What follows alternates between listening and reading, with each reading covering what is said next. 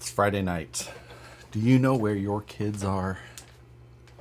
Hello, everybody. Hope you had a good week. We're here. I've got the chopper in front of me. Back to working on a project on a Friday night. Projects and everything else have been going so nuts lately that it just didn't feel like project time lately. But now it does. We're back. We're back to projects. So, no Nicole in. I was like, hey, I'm going to work on stuff tonight and be like, you know, trying to get some things done. Anyway, check in where you're watching from and what you accomplished this week. What would you say you do here? So anyway, if you're not familiar, this was a project that was going to possibly be a C3 this year at scale, and it just time got to the point where I was just like, okay, nope, we got to just shelf it and return to it later. And that's what we did. And now that's what we're doing. So what we've got here is my Brazin high-low chassis, high-low, Brazin high-low chassis, and a completely chopped up Capra cage, which little did I know that you can buy a complete Capra cage kit from Axial for $30. Everything you need for $30. That's crazy cheap. Doesn't come with panels, but like you can get the whole cage in one part number. And mind was blown. Had no idea. But regardless of that, what we're looking at here is how far we got at this point, which wasn't all that crazy far. But we did take my original Capra, stripped basically the axles off of it. Four-wheel steer Capra, by the way, as you can tell. By the way, both axles are not straight. And I put in the deluxe portal transmission. I did most of this on a live build, so a lot of this was shown on there. One thing that wasn't shown at the time was that I needed a rear drive shaft that was uber long. So I got one of the Deluxe Fab cut to length drive shafts, these guys here. And you can shorten it to whatever length you need, and then voila. I already have the super long rear one installed. You can see it there. Super long, super thin. But I haven't done the front one, so I got to get that done. Also, Reefs had sent me servos for it. I've got some Smart 1100s, which, there we go. That's what's going to go in here. However, I only have one because the second one got used in the Hackalack, which I don't have anymore. So I'll put one in here. I'll get the other one, get the other 1100, so I can put it in here as well. One of the Reefs guys ended up with the Hackalack, so I'm like, hey, I'm gonna need some servos back. That's how that goes. But anyway, we got a handful of things to look at. I haven't touched the links any since the last time, and there's some simple changes that I plan to make there, but haven't yet. So anyway, kind of catches you up. Oh, I did buy new body panels to get rid of my old ones, and a few other things from the last time as well still. I had got these Hyrax LP tires, the low profile 2.2 tire. It's like 5¼ inches tall, so slightly taller than my 475s here. And these came from SL3D, I think. Ooh, I need to remember that. I'm pretty sure it was like SL3D. Someone confirm that with me. Otherwise, I'm going to have to go back and confirm myself. So, I've got the tires, the foams, inserts, whatever you want to call them. And I have to decide on wheels. Now, I had these 2.2 machetes that are Cerakoted white. So they're a gloss white finish. I have those, which are 1.2 inch wide wheels. Or I've got these, which are also, I had Cerakoted white at the same time. And these are the SHRs, Vanquish SHR. So these are also Cerakoted white. So they're super gloss white. They can look, can look silver when the light's hot, whatever it is. But clean SHR, but these are 1 inch wide. So these are narrower than the 1.2s. I have to decide which wheel to use, preferably tonight. Anyway, I missed a couple of super chats. I need to go back to that. Hold, please. Tom Beck, thank you. First, did you see EXO has a titanium cut to fit drive shaft? I have seen that. I saw those at PLBTF last year. Titanium versus the steel. You know, titanium definitely has benefits in some ways. I haven't tested them. I don't know. I've got these deluxe cut to fit steel ones in this truck and my Sporty, which is right there. See, I have to get used to the new shelves. Like, I used to just like go down. Now I have to like duck around. Anyway, and next, Avery Hubbatch. First time super chat. Thank you very much, Avery. Appreciate it. Working on my first Brazin project right now, and it's going great thanks to your vids. Hey, congratulations. You must be doing an ATL because that's the vids I've done up to this point. Going to keep the straight links in the back?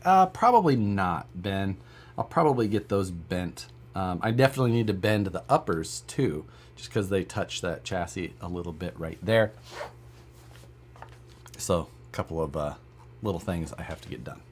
But anyway, we've got wiring to clean up. I've got a Castle 10 amp BEC here that I'd also like to get installed. This is the HK Hobbies. What's one of the AM32 ESCs. I cannot remember what HK Hobbies calls these. Someone remind me. It's also got an HK Hobbies revolver motor in there. So I've had decent luck with these HK Hobbies motors so far. So decent option if you're looking for something fairly inexpensive. But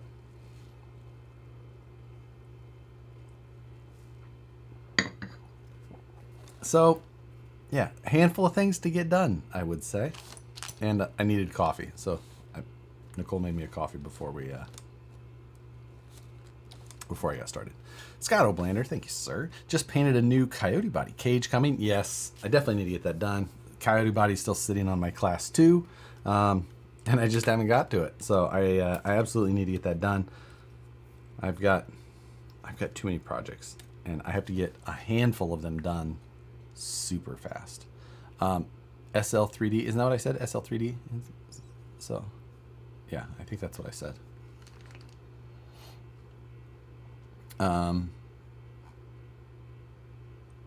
What IKEA shock IKEA shelves are those? Or what? I don't know. I can't remember the name. I wrote it in my Instagram story the other day. I don't remember.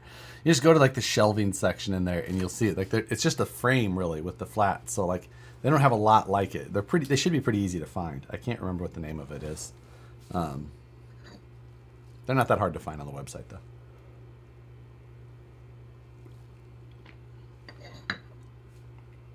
Okay, where to start? That's always the tough part. RC Underdog, appreciate it.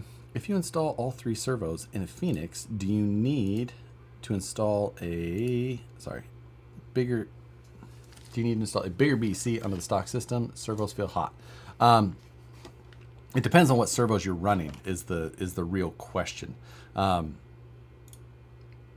The servos feeling hot won't have, and that won't have anything to do with a BEC. That's just however you have the servos set up or however the servo operates as it is. But the heat will not be from that. Joker 510714, thank you, sir. Hi all. Hope the week was great. All Josh building AR60 axles with VP Stage 1 goodies and deluxe sporty trusses for a second sporty build. Solid little combo there. IKEA, I legit thought you fabbed up. I got this done in a day. That was not happening if I was fabbing anything. I'll tell you that. That's, oh man. Yeah, these, I mean, like I said, I ripped the old ones out, built these, which the first one took much longer than the rest. Like, but once I got that done, going through was easy. I think I spent just as much time with the lighting as I did doing the entire rest of it. It was pretty easy. Now the thing is that the end shelf, like the ones at this level, those are 18 inches wide, and then this one and this one are 24 inches wide. So there you go. I did set up don't worry, I see all of your crooked shelf comments, and I'm ignoring all of you because I actually still have the laser level mounted to the rack over here. Just laser level straight, plus or minus a 1/16 of an inch from one end to the other. Suck it. Prove it. Well, it's still clamped on there. I'm not sure it's still set, but either way. No, because they're all just dead straight. Just one desk is crooked. The desk now powered. So now you can see more or less of the floor as I feel you're worthy to. Worthy of, worthy to, whatever I should say. So what you say is it's not perfect. It's perfectly level. Perfectly perfect. Let's pull some wheels off this pig. But I'm actually excited for the adjustable height desk. It may seem like a silly thing, but for videos, I think it's actually going to be super helpful. Because like if I'm trying to do a video and like have a car in front of me and point to things, it's awkward to set things at certain heights and like try and film both. So to be able to have it all and just raise it up and have it closer to like chest level, it's going to be much better. It's an RC desk. Yeah. It is, I think, a Bluetooth control, or there's Bluetooth control of it available. I don't know. There's a little Bluetooth symbol on it, and I don't really know what that meant. I know I had to hook up a wire to the control box. I don't know. But I do plan to get these panels off. How long till he does a car reveal with the desk? Just it does go pretty low. I did I put a PC tower mount on this as well. So my actual computer tower is now mounted to the bottom of the surface, the desk surface. So it raises and lowers with it. So cables for monitors and all like that are all together, which is nice because before it sat on the legs of the sawhorse style desk. It just all was a pain in the ass. This is so much nicer. I did film the entire process in here as well. And this weekend, I hope to finalize some organization in here. Cable organization behind. I've got another wall mount here. I've got this, I have a light above me right here. And that light is on a wall mounted arm. And then I have another light in front of me here that's on a tripod, which it's kind of a pain. But I also have my microphone. So I have to figure out what item I would like to wall mount to just clean up a little bit more behind the desk. Every little bit makes life a little bit more comfortable in there, which helps my stress level. Lately, the stress level has just been like for like 4 months, give or take. Actually, probably like 6 months. Started during the scale nats stuff, and it just till it was redlining lately. Finally, this helped. It felt like a so. Okay, tires off. These can go in the bin to be The buckiest buck dandy of them all. God. Keep hanging stuff on those walls and that room will implode. I know. Bah! It's all pretty light. It's all pretty lightweight stuff. These shelves, it's for YouTube. Don't hang anything like that. It's fine. It's fine. Okay, we have to make a decision on tires and wheels. Wheels first. Tires, that we've made the decision. Wheels. So, pull. It's time for a pull.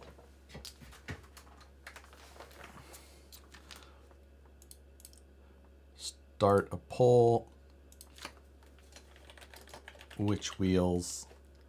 So we've got white SHRs, 1 inch, or white machetes, 1.2 inch. Boom. Ask audience. We're going with whatever wins here because I don't know that I care either way. So yeah.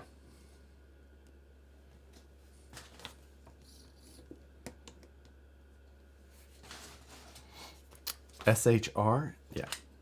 If you don't know your VP, so they're like an old school wheel. I had these done Cerakoted white because I was like, I had them done for like if I ever did a old military Jeep, something like that, or you know, like one of the 1/6 scale Willys type things. I feel like that is their best place. But honestly, am I ever going to do that? Like, I don't know. Where the machetes, these have a gray beadlock ring on them, black hardware, powder coated, Cerakoted white. So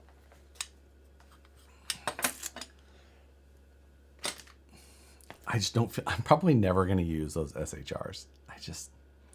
Oh, okay. Old school like Land Rover wheel. Nope, not like a Land Rover wheel because Land Rover wheels are ugly and stupid.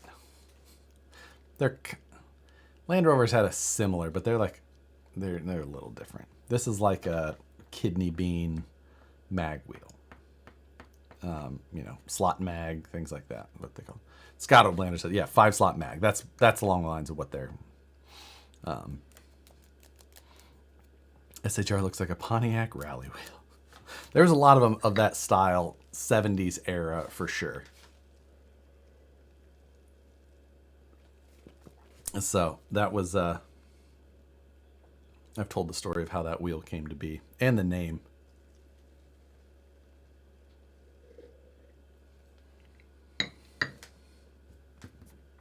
Okay.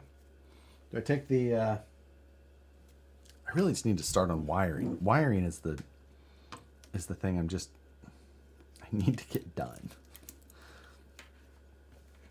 So I need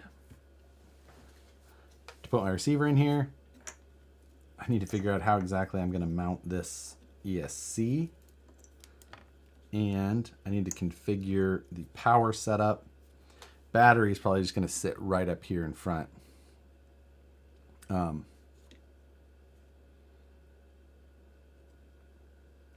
Right in that area. I'll have servo leads like this from each non-direct power. So I could swap out that front servo while we're at it. Christmas cup? Listen, they're coffee cups. They're good all year round. They're good all year.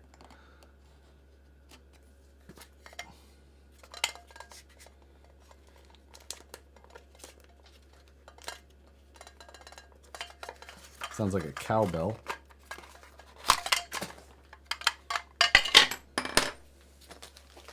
Yeah. Okay. I used to have the hardest time throwing away like servo boxes and then all the little like stock horns and stuff. That just had the hardest time with that. I had just stacks, like every receiver I would get, because all the Futaba receivers come in the same thing, all the servos. stacks of those stupid things. It's like, they're going to be, I could use this like parts tray and this and that. Throw them away. Throw them away. Have you ever programmed one of the Reefs servos, or you just run them as is? I don't think I have. I think I've always just plugged them in and ran them. Yeah, I don't think so.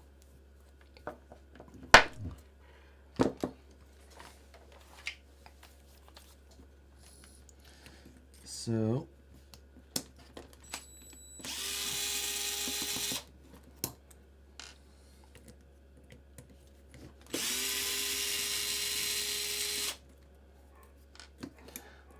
the servo that's in here,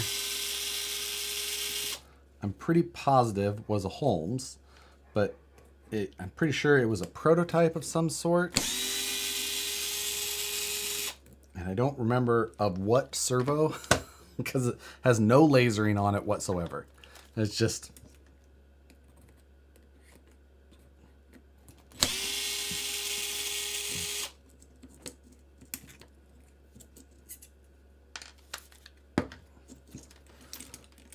We can remove that guy. Oh, help. Oh, God. This was the freaking servo that Sookie chewed through all the wires of. I remember that now. It was like sitting on my desk. I think I saw it as I finished filming the Scale News update. I was like, what? And she had just chewed all the way through them. Little a-hole.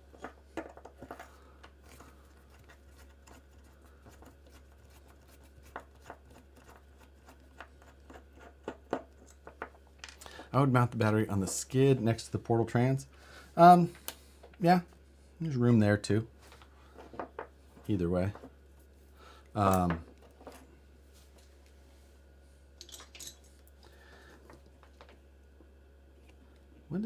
is this not going all the way down? Ah, the lower link hits the motor.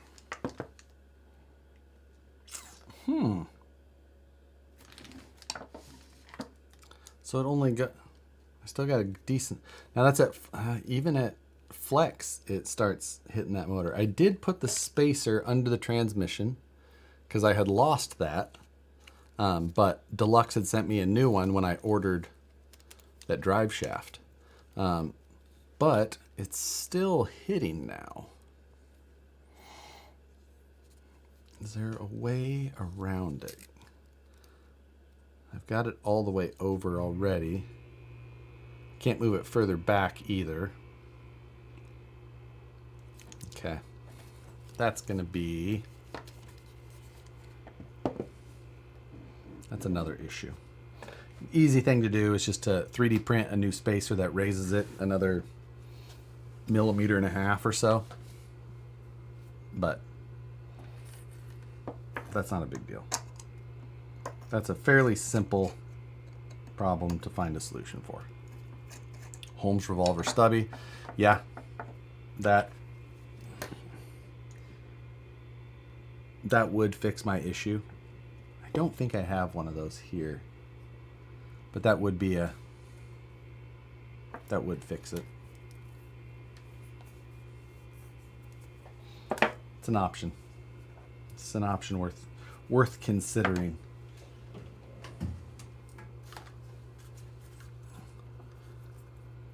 We'll check the servo tester and set our positioning.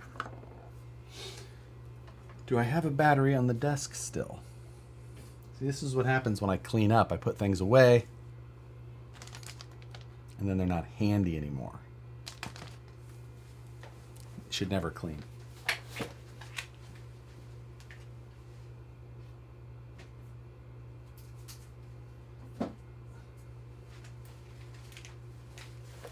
See, I had to go all the way over there. Kink the link. No, because then it would be down and you'd be sacrificing clearance and everything else. No. All right. So, any of you guys have the servo tester? This is a Spectrum one, but there's lots like it. but this one is mine. I don't know if you ever used one of these. They're pretty freaking handy. I highly recommend. I will attempt to show you how they work. If you've never seen one. See if I can do this all from the wrong side. So press and hold the center. No, just tap the center. Okay, then we go down to wrong finger. Focus. Focus. Servo test. And you want the one that says 1520 microseconds. There's also 760, but most of the radios that we use now go between 1,000 and 2,000 microseconds.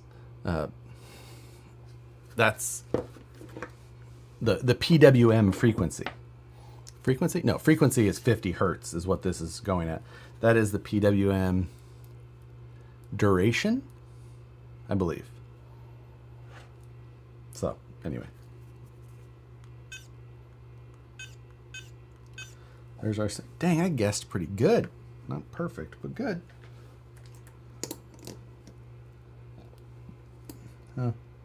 Not that good because servo actually goes this way. So.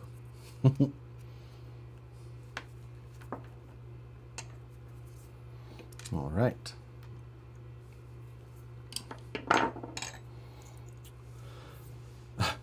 Leaf spring it. If Teleguidant had already bought a truck from me, I think we'd have to reconsider allowing him on this feed. What are your thoughts on the UTB-18 Matt did? I'm thinking about it. I mean, if you like a hard body and a bug body on it, like, it looks fantastic. I don't think there's any debate about it. Now, you just have to like that combination of things. But it's pretty slick if you do. I was also looking at a hard body on mine, and I just never really got the motivation to turn it into doing that full project. Maybe someday, but at this point I'm just like, I don't know.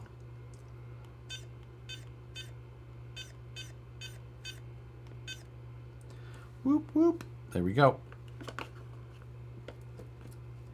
So, unplug. Throw that back in the chassis. Will the Dark Earth portal... Will there be a Dark Earth portal to remember? Nope. There will not be Dark Earth anything for sale. Those are just special. They come out when they come out. You get them how you get them, and that is all. There will be regular third members in aluminum colors. Aluminum, not colors really. Color, lack of color, or all the color, depending on your definition of black.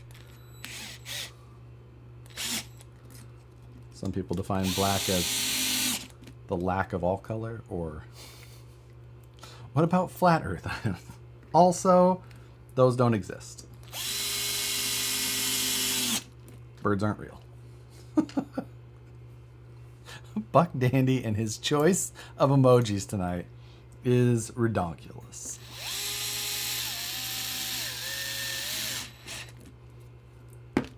Okay.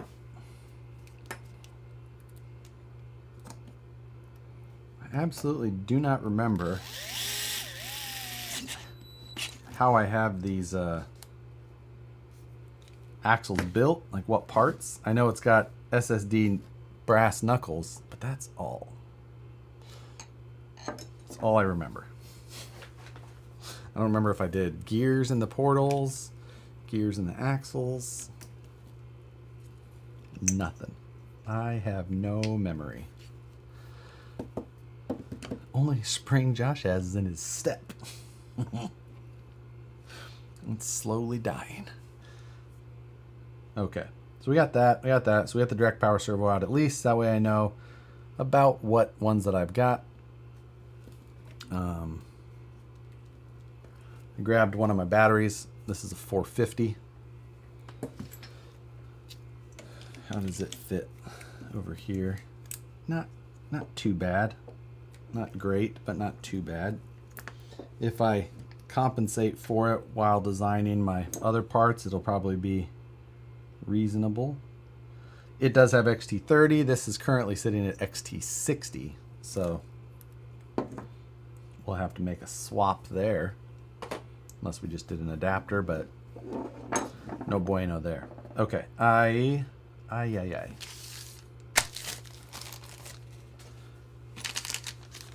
Cut to length drive shaft.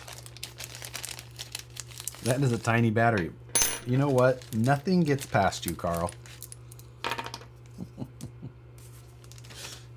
You can't slide one past him at all.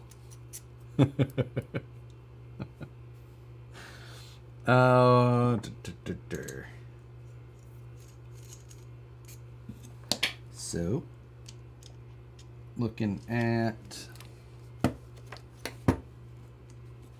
is that an SCX24 battery? Nope. I wouldn't own such a thing, because SCX24s are silly. No, I'm kidding. I think SCX24 batteries are technically larger than that, aren't they? I can't recall. And I'm not saying SCX24s are the silliest thing. I still have some. Can't get rid of all of them. Okay, so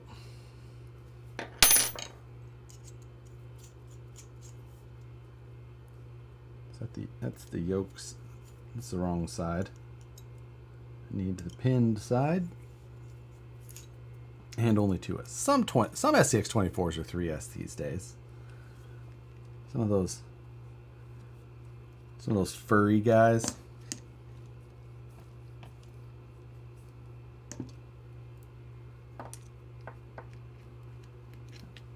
The motor feels tight, and I'm not sure why.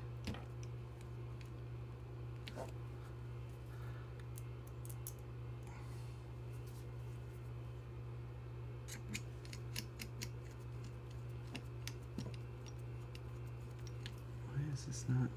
There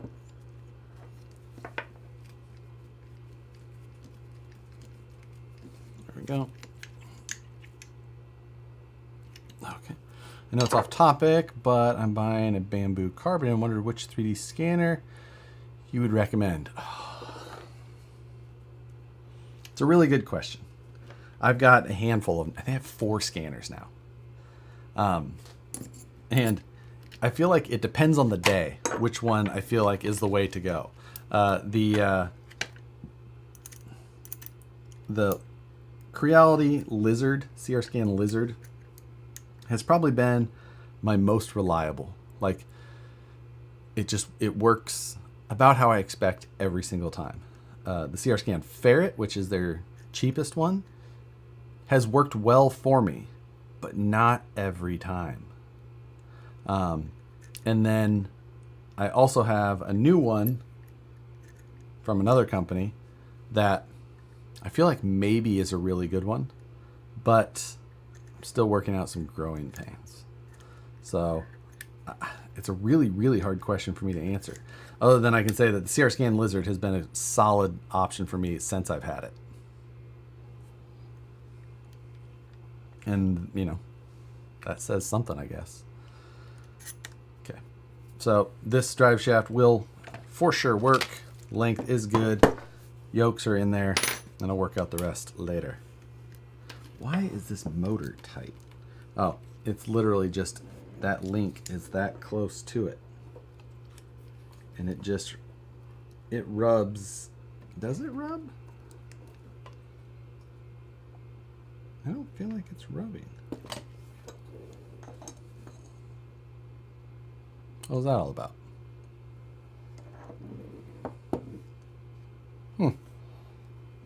I don't know about that old guy.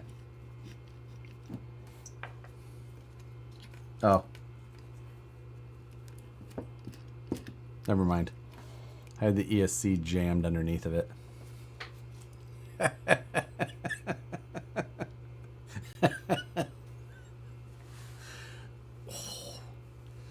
That was special. That was special. Need to replace that cord still? No, the cord's good. It's actually the camera body that the HDMI jack goes into that is a little worn. I've got one. This little guy here is an HDMI cable clamp. My camera is in a, it's called a camera cage. It's like a metal frame that goes around it. The camera bolts into, and you bolt these onto it, and it helps support that. And I've had that on there for a long time, but it had given me a fit for a minute. I actually had to take this off, get everything to work properly, and then go. But I should probably put that back on. But yeah, the fact that the links hit the motor is still the case, but when that's not causing the interference, everything else spins well.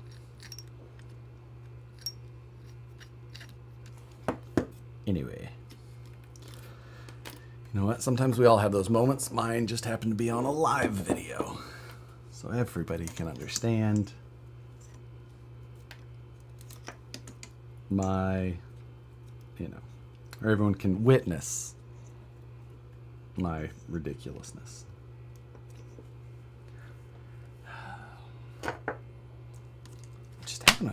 I gotta decide how I want to handle all this, especially up front, the bumper, how I want that to look. I feel like I might cut this chassis off.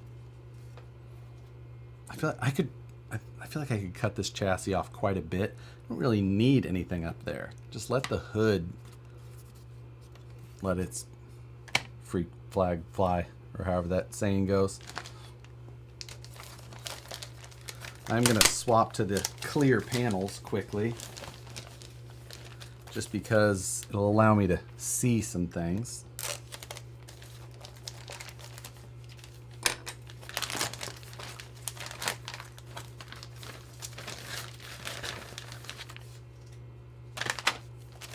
Not a whole lot to the panel sets.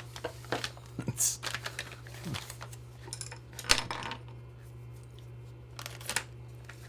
tiny bag.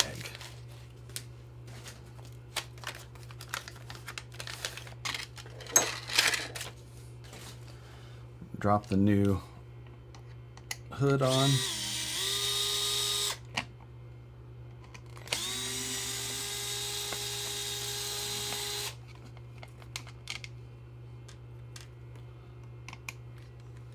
Oh, this is those spinny ones. We can put something in there.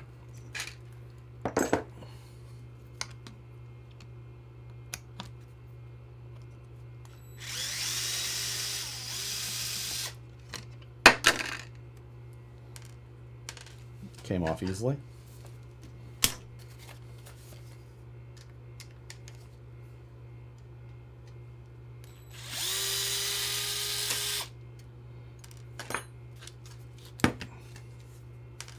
Okay. One out, one in.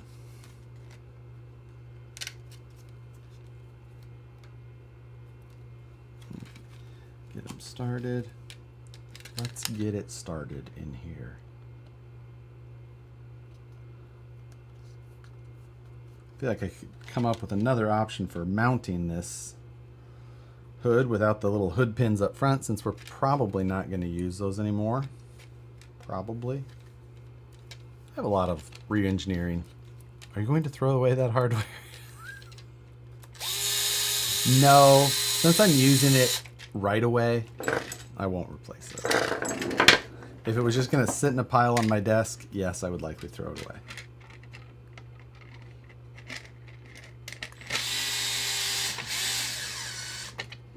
When I was doing my desk cleanup last weekend, threw away a lot more hardware.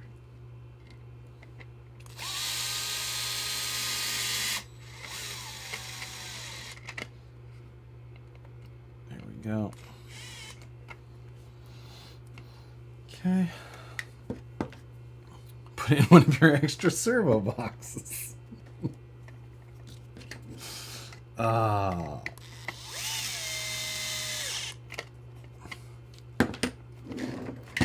See, working with clear panels is such a nice thing. You just get to see everything going on.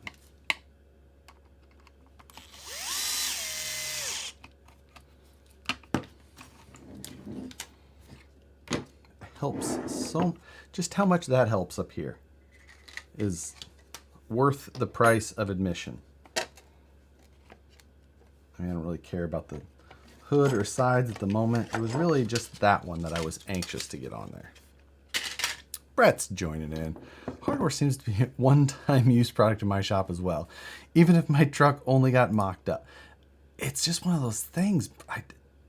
I understand how ridiculous it sounds to many. I 100% used to live that life of just keeping hardware, sorting it, reusing it. But as things go and time becomes less and less available, you're just like, I just need to grab new hardware. I need to just grab it and go, grab it and go. I don't have time to like try and find an 8.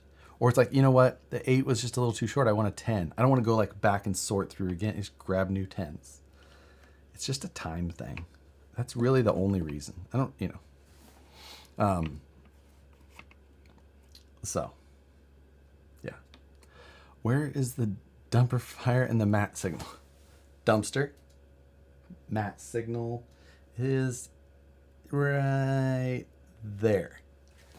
All still there, just slightly hidden behind me. That shelf needs to get cleaned up. There's too much on it right now. So, that is the thing. Okay. Really, just having a mental block.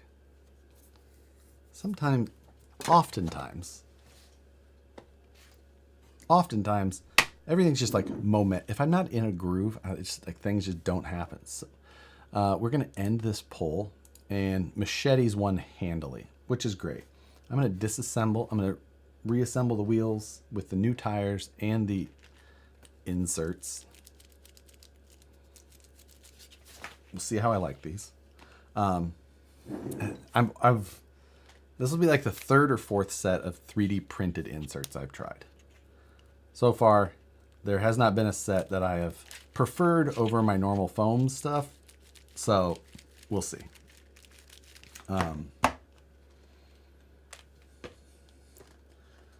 Why not? We'll give it a shot. Take off the crawlers that no disassemble, no.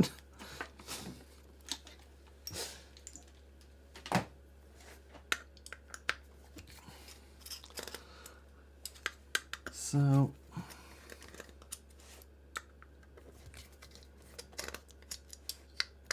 pop these old ones apart, get these crawlers removed. Granted, I've had these 1/9 crawlers stretched on these 2/2s for so long, I've probably permanently disfigured their bead shape. I don't know how many wheels I've disassembled like this and ended up filleting the inside of my thumb by pushing them through and catching one of these little things. Just like so many cuts right here. Perry G, thank you.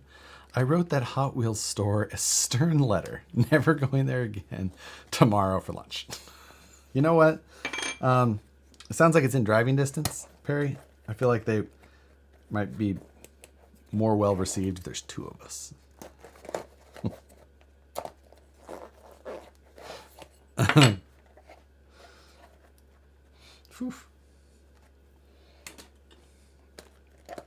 All right. Don't get bloody. Cut towards your body. That's how that saying goes.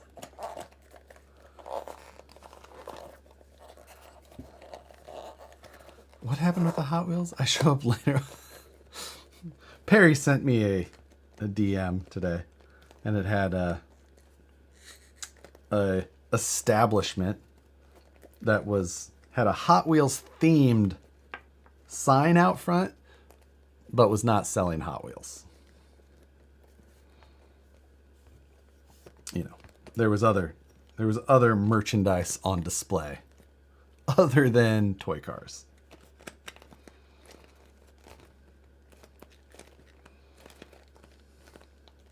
And we would never talk about things on this show that aren't strictly RC car related. Josh, did you see the new Scottsdale Chevy RC 4-wheel drive body? Good looking body. It is a pretty good looking body.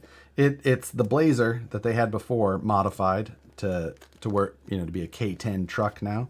And if you've ever used that K10 or been around that K10, it's freaking massive. So, it does come on a TF2, which reasonable. But it's so much too big for almost anything I would like to drive that I'm just like, I can't. But I will say I like it better than the Blazer option. I like the truck look much better. So, Old Smoky Moonshine Shop got me today. Spent way too much money. Now I'm eating moonshine peaches. Oh, that sounds amazing. Element or Axial? Axial. It's still the Element stuff is nice. It's fine. But just how weak their gear sets are and how kind of too twisty their chassis is. Their shocks are heads and heels, days and nights better than the Axials for certain. The Element shocks are top notch. Best there is. Well, maybe, Traxxas makes a nice shock as well, but the Element shocks are fantastic. But the transmission's so big and tall and steep drive shaft angles, and there's just a lot of things about them I wish were different.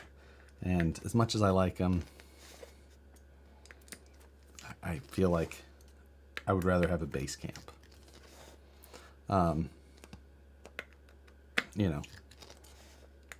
I think that the Element will perform better out of the box. Stock for stock, out of the box, the Element will perform better. It's super light, which is a part of it. But a lot of that comes down to how little there's so little plastic put into that truck. And that's why a lot of that's what a lot of that chassis flex is about.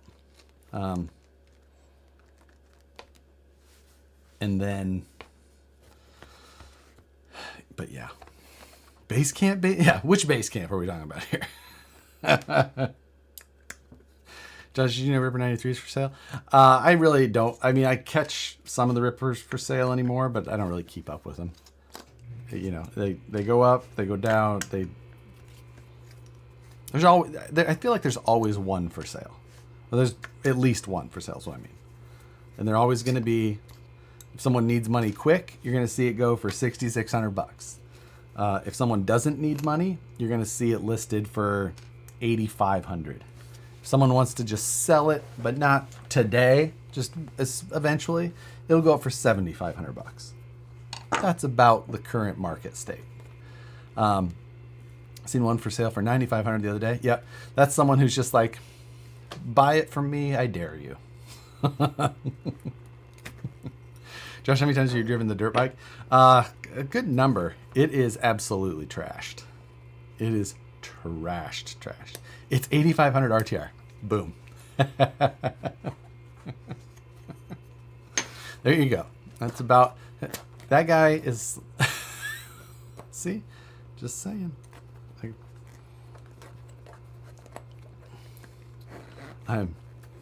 How much is a Ripper box worth? Ooh. Ben, if you can find the person who has that number Ripper, and then I bet you could get $300 or $400 for the box. I bet you. If you could find the person that has that number Ripper still.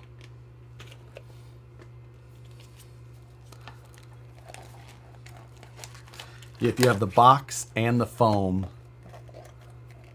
the manual maybe even, that.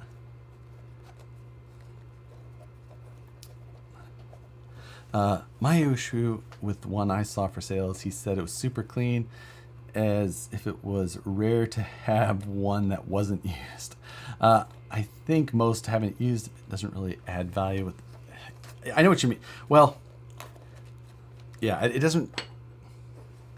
really add value. I agree, because you almost expect, if you really expect them to be super clean. It's the exception is when they're used.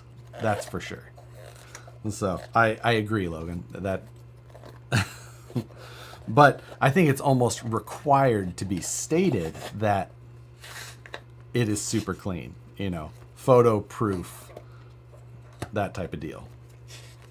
Ripper with the box matching numbers would be ridiculous.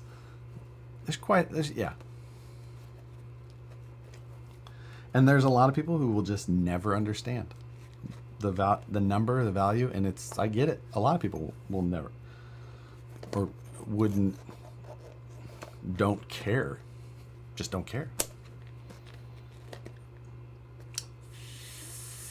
Two different tires. I put the insert into the tire that I just took off. See, I'm not paying attention. Get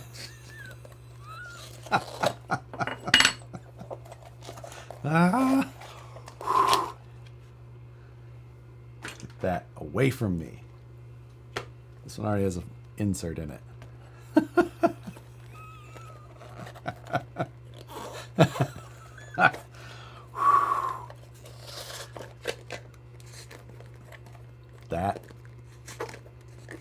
That was special.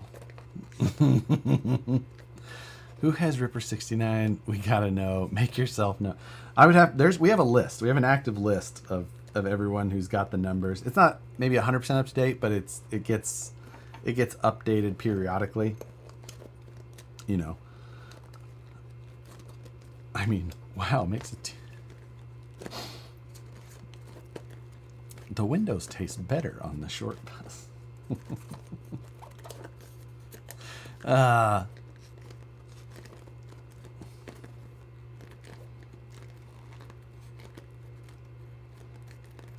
Go.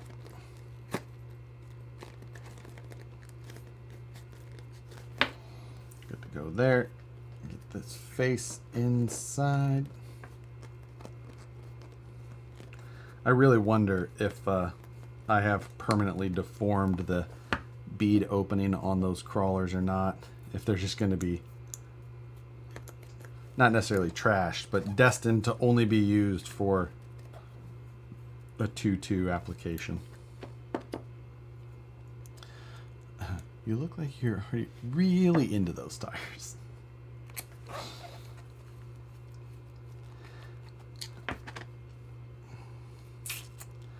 Pineapple on pizza? I don't care. I'm not a picky eater. I don't care, but I wouldn't order it. I would rather it didn't, but I don't care if it did.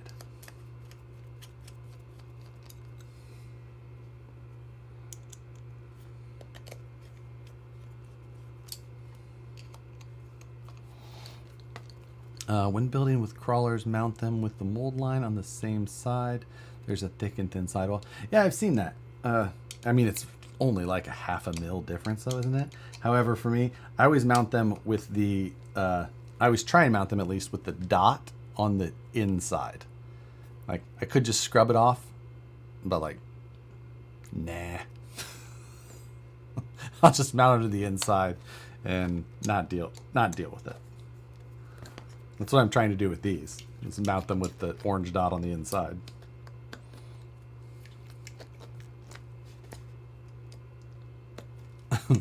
Are there any rippers unaccounted for? I mean, I know that there's been several that are unbuilt. So, and whether or not they've changed hands, that could be a thing. There's also a number of them that went overseas to people that I don't have the ability to communicate with without Google Translate. So, it's a weird thing to say unaccounted for, or like a weird thing to like. I don't, what does accounted for really end up meaning is the thing. Is there still a ripper setting in inventory? Yeah, I think I still have a couple. A few maybe in total with parts and whatnot.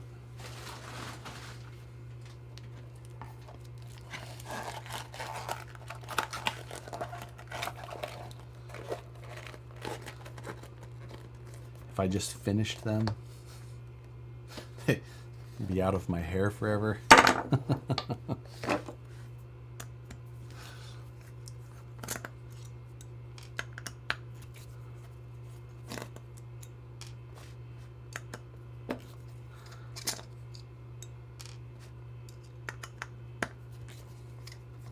I've got a decent kidney. Trade?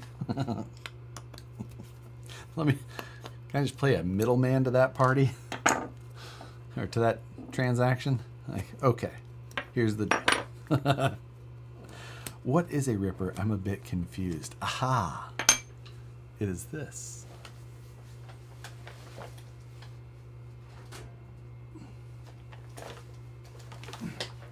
This is my ripper.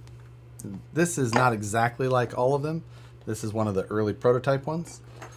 But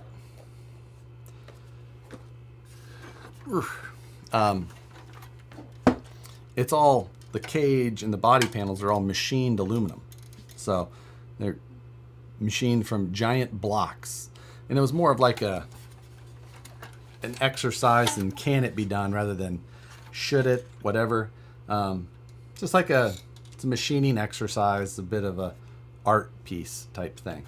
So it was built for Axial Fest, so it was built on top of SCX 10.2 rails, transmission, axles, things like that. Of course, I don't know anyone who's run stock axles on a ripper, but it's like, you know, there's 40 hours of machine time in something. It uses 100 pounds of aluminum to make it. So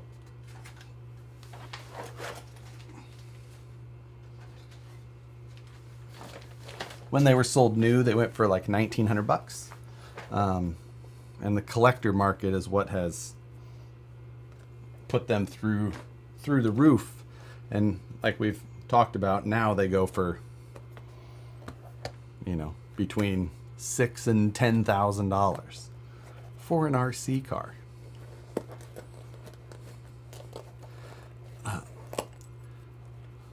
Let's see. If I get you a ride in my trophy truck, can we talk about those rippers in inventory? I mean, not for free, but we can talk about it for sure. And where are you? Because that's a big part too. Like, how did the 9th one get destroyed? There's just certain things with how they're machined. When they're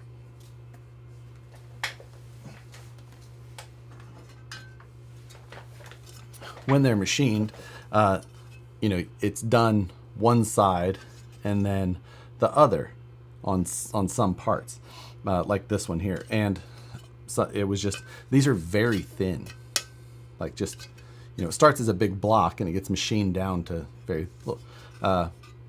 But like this one here, you can see, I don't know if it'll focus. You can see that hole, it like grabbed and ripped.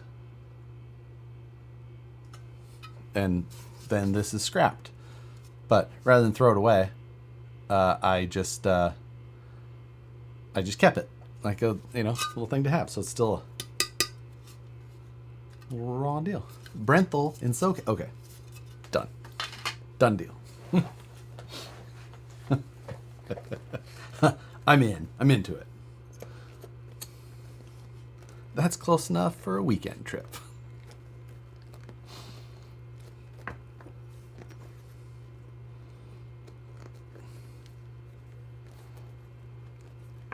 All right. Wrong. Oh, God damn it. Chris with the kid. Wrong time. What? You got me. You got me. Is that the 9th hood? No, that was one of the production hoods. The 9th one that was the 9th one that was destroyed, it was the cage that was destroyed, not the body panels. The body panels we had extras of. So I think we made like 9 of the original trucks and 11 or 12 sets of body panels. I don't really remember what I did with the other body panels at the time. The hood, Josh, look up Hoonigan Brenthal. I know who Brenthal is. I follow their stuff. I I follow that stuff, but I don't know what Hoonigan Brental means. I mean, is it just when they went to the burn yard with the yellow and black one? Is that what you're talking about? What are you changing tires for? For the Chopra, we're taking. I had these wheels and tires previously mounted like this, which used a 1.9 crawler stretched on a 2.2 wheel. Now I'm mounting 2.2 Hyrax LPs with onto those same wheels. Are crawlers the king of all-around tire? I just really, really like the style of BFG crawlers. Like I loved them in the full-size world. I loved crawling with them. So I like them on scale trucks. That's why I run them. They work well. They're well enough, you know. They're not what I would run on my comp crawlers, but yeah. And then we're taking the stock foams out of these Proline Hyrax LP, and I'm using some printed inserts currently. These are SL3D inserts, and I'm just going to give them a shot again. I still prefer foams at this point. I have not cared for 3D printed foams or inserts, whatever you want to call them, up to now. But I haven't tried this brand before or their design, so we'll give them a shot in these tires. They are made for these tires, and he had sent me a message, said, hey, you want to try them out? Sure. What does LP stand for? Low profile. The standard 2.2 Hyrax is 5.75 inches tall. These are 5.25 inches tall, so they are lower profile than its non-LP brother.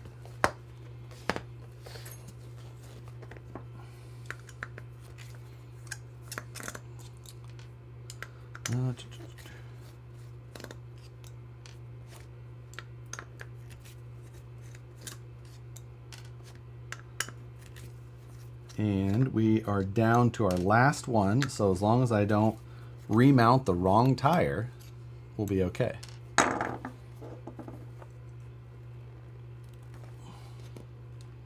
Trying not to shish kebab my fingers.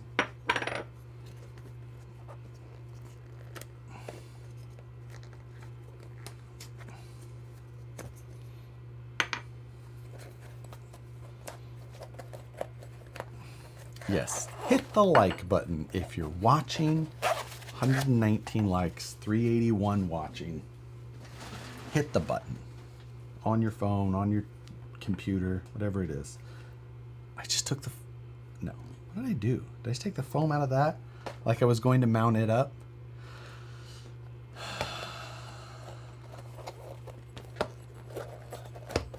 I think I need a vacation.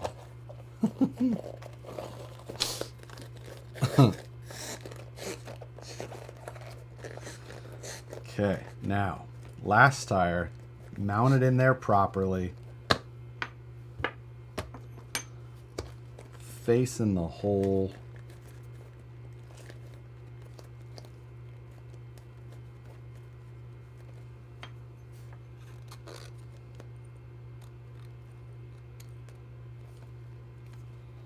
Now, the one thing that we are going to have to do is, new shells look great. Thank you. I'm very happy with the new look.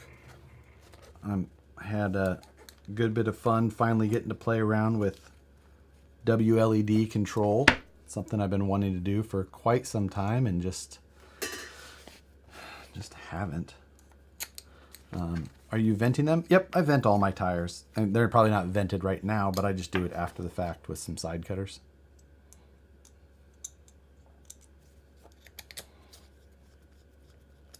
If you ever make it to Pennsylvania, I'll let you ride a real trike. ATC 250R with 3... No. Nope. I won't do it. Won't do it. Also, new cameras. Looks crisp. What is it? Nope, same camera. I got lazy for quite a while and just ran a big f-stop so everything was in focus, and you know, I just got lazy and I just kept not changing it. So, and I remembered why, because like tonight when I went to go do this video, when I do the scale news, I can run in like f1.8. So like I am in focus and everything else has a nice blur to it. But then you go to this video, and even like right now, the edge of this tire is not in focus. It's blurry. You know, you can't read that tool. Like you all probably know what it says, but it's not in focus until it gets, you know, in there, and it's in focus now, but not, it's still very tiny text. So it's like I had to open up my f-stop to like 2.2, but I have to remember each time 1.8, 2.2 is a minimum. I could run it at like f4, whatever, and be better, but you know, just one of those things. I was feeling like I needed something that looked a little bit better for a little while, so do a little bit of work with the camera, make stuff just, you know, silly stuff. This sounds like F1 talk. Whatever. Buy 2 cameras. You have 2 drills. Well played, but out of my budget. Cameras and lenses are expensive. I have another camera up here that I don't use all that much, and you can see that, but so anyway, okay, let's mount these suckers up and see if they clear our knuckles. Josh, you gonna get the boys in the back to machine a deck for the tractor? I have lots of designing still to do on that, but I'm determined to get that done. I've got a lot of the stuff that I need already. I feel like if I start printing the body, I feel like it'll feel more real to me and I can get it done. I might machine the chassis out of some like sacrificial material, some ABS or basswood, something like that, just to get it together. And then, so I can start like plate, and then just like, I need to go to the hobby shop tomorrow and get an Arma center spool carrier. And it's really like what I need to get going. Captain Insano shows no mercy. Thank you, Brandon. Hi, Josh. I see you're doing just a horrid job as usual. Your acting needs work. You're fired, Brandon. We like your wife much better.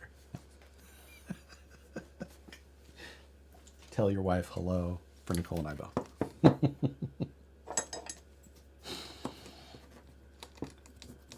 Okay. Mount these up. See if they clear. We only need to mount one up, but f-stop is something that is relative due to other combinations of settings you can use on the lens. Yeah, well, yes. My f-stop is super low, so my ISO a little bit higher, of course. My shutter speed is at, well, that's pretty set because of being video. So you usually run twice your frame rate for video for a cinematic look. So I'm currently running at 30 FPS. I think or am I running at 20? I think I'm running at 23.9, 24 FPS, whatever. So where am I at 30? I guess I'm currently running 60. But usually I run it at twice what my frame rate is.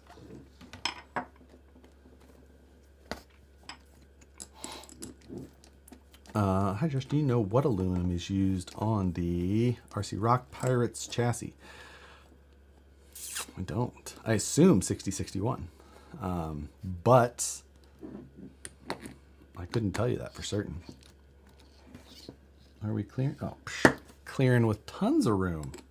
I didn't know if this offset would make for clearance with these wide wheels, but it does just fine. Hello from UC Davis. Hello from UC Davis Children's Hospital, watching alongside of my son Noah from his hospital room. Now he wants to drive his 24 while watching. Well, Noah, I hope you get to do that. I hope you a speedy return or recovery. Not too far from here. We all say hello. Everybody can say hello to Noah. And again, hope you're doing well.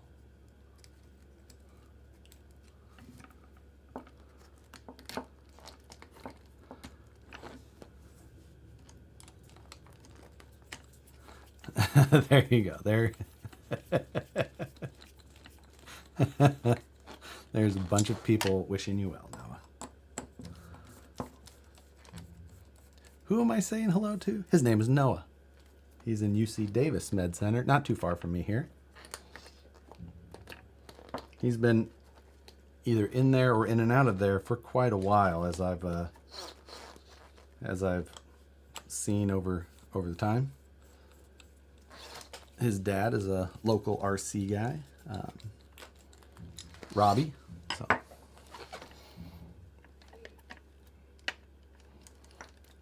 I think Chief is trying to say hello too as he's banging a cupboard door at the outside there. Ooh, that looks good with those LPs on there, doesn't it?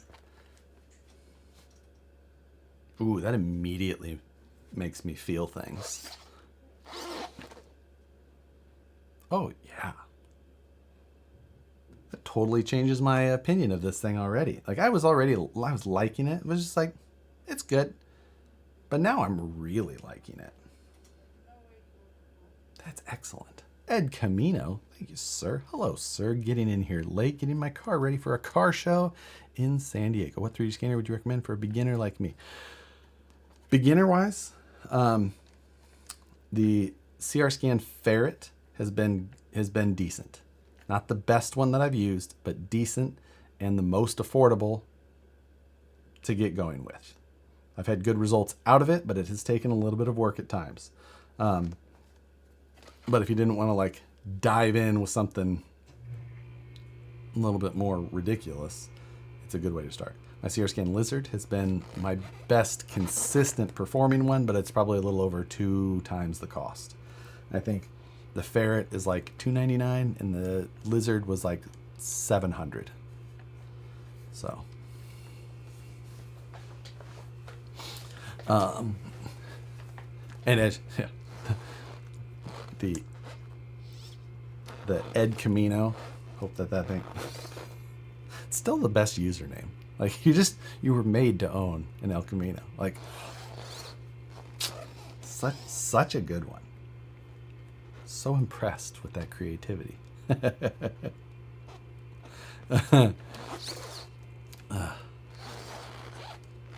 All right. Okay, again, super happy there. West does a real cut and shuts. No, these are the Hyrax LPs. So these are just an out of the box Proline 2.2, low profile, same size as the cut and shuts that Logan's been doing. I did a set of these a long time ago, out of, made my own before you could buy these, and I just never ran them. Cut and shuts are nice, but like if you can just buy them, it's nicer. So I be like, oh, I'm not gonna run the glued ones anymore. Then I'm just gonna use these.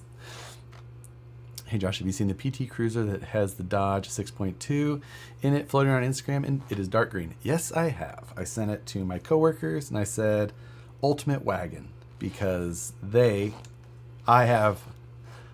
don't love PT Cruisers. We owned one, but like, I like them in that like funny, ridiculous way. You know what I mean?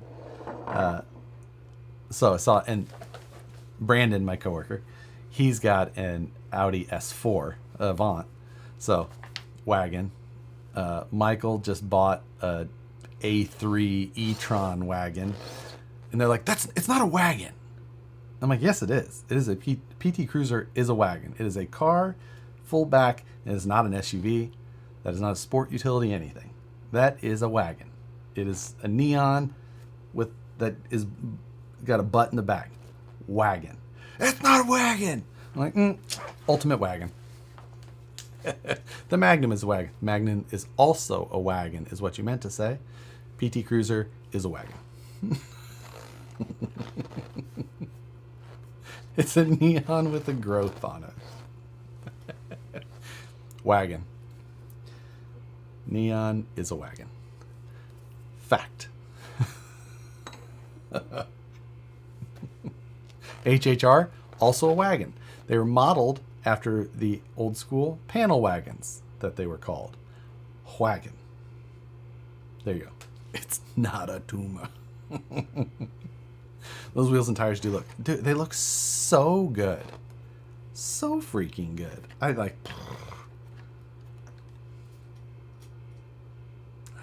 really dig it. Isn't the PT Cruiser just a hatchback? It's a wagon. Yeah. Wagons have a hatchback. It's a wagon. CTSV wagon would be so... CTSV wagons were amazingly sick. Maybe one of the coolest wagons ever. What would a Prowler be? It's a coupe. It's a coupe. I mean, it's a convertible coupe. It's still a coupe. Okay. But yes, it made... I think that thing is rad. It's got the 9-inch rear in it, 4-bar. It's a roadster. The PT... Or the Prowler had a roof, though, doesn't it? And don't roadsters typically not have a roof? Or not have a roof that's inside? It's like removed. I don't remember 100% what the definition of a roadster is. Joker 510, thank you. I got some Hyrax LP on 2.2 SLW V2s. A fantastic wheel. Is a minivan a wagon? Ooh. No, I think a van is different than a wagon, and it is a mini van. So I think no. Van. What's a Wrangler? That's a sport utility vehicle. SUV. SUV. Is the SRT Caliber considered a wagon? Yes. Yes, because it's the same as a PT Cruiser. Is a hot dog a sandwich? Yes. Hot dog is a sandwich. A roadster is a car with no roof. Right. Wranglers are pants. But a minivan has a hatchback. Most vans have barn doors. Debatable.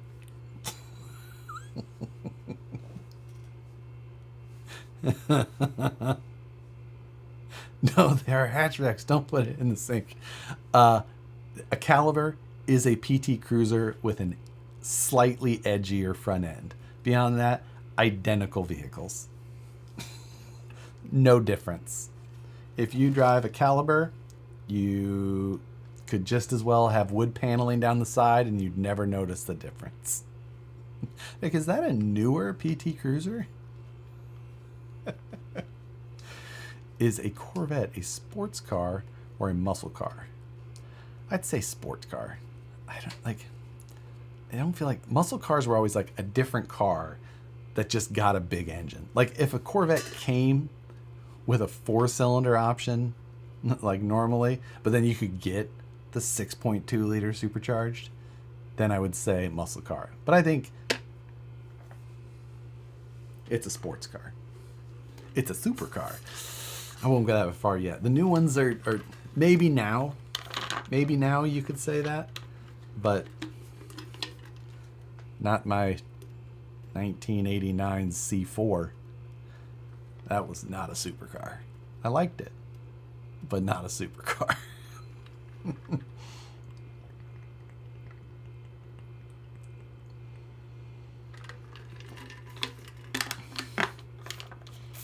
The Aztec was ahead of its time. The Aztec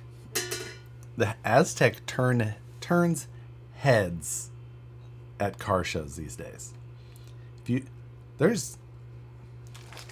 Find a clean Aztec for cheap. I dare you to try. Those things getting scooped up. Scooped up. It's, hey, since when do fire extinguishers come in orange? I know, I had to change it up. But I like this one. It's much easier to daily drive.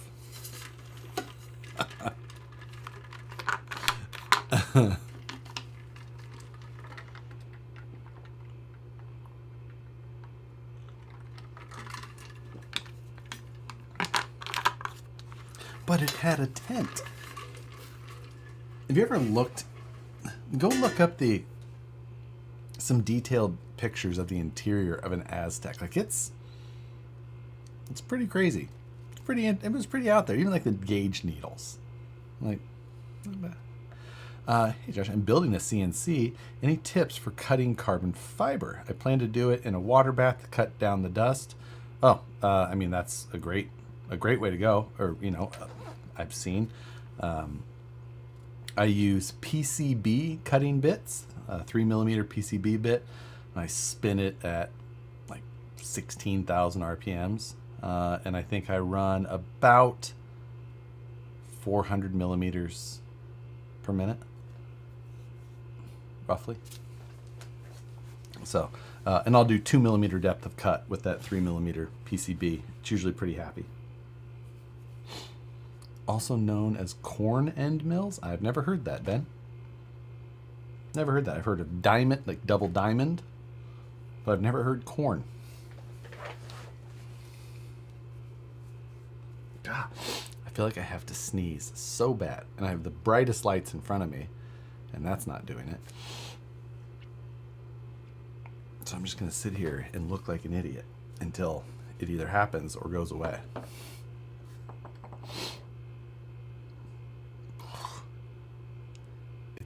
Right there. But I've talked about it, so it for sure can't happen. Stare at the sun. Buck Dandy, you stare at the sun. You stare at the sun until you sneeze. I know it's dark there already. Just wait.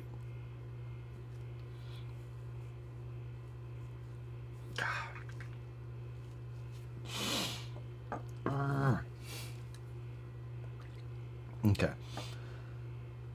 As much as I don't want to, let's just, I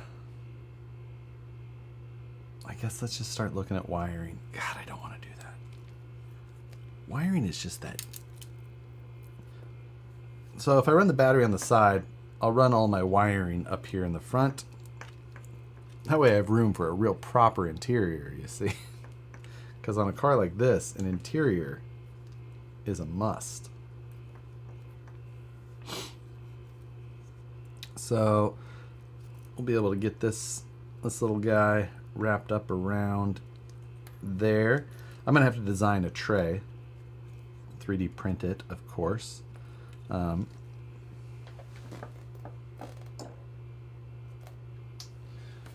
Where is my box of receivers?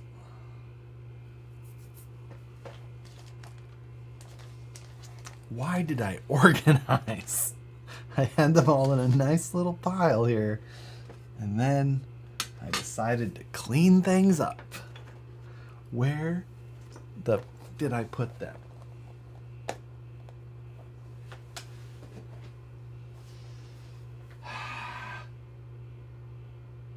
Did I make a place for them?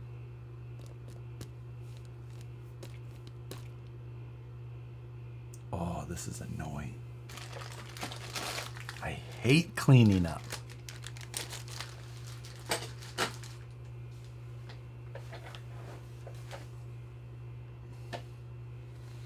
I know I was going to make a place where I put receivers. Did I put them in the box with the rest of the electronics? I know I didn't want to do that. I wanted a place for them. This is annoying.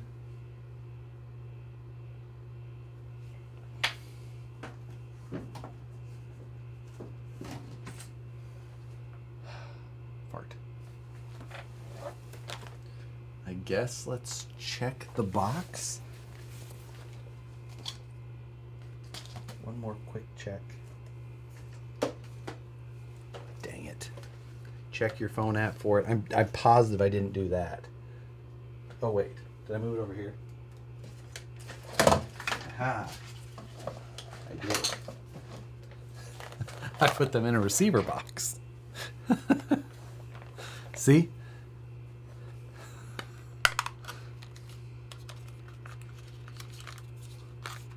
Because I had like 6 receivers sitting here on the desk, and I was like,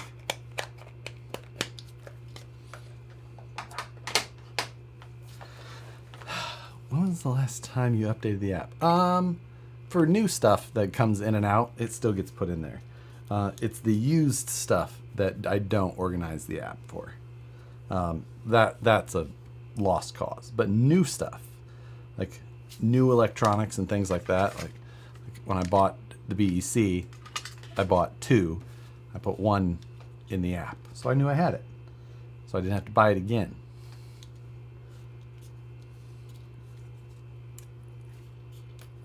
Okay, so we'll have this, that, and another one. Is there anything else that I need? Do I need JSTs for anything? Not running direct power. I don't plan to run a winch or anything in here. I don't plan on running lights. So I don't think I do, which should make this way easier. I need to swap to an XT30, but that's really it. Do I have to do any soldering even then, other than if I want to change that up? I don't. Pfft. Sick.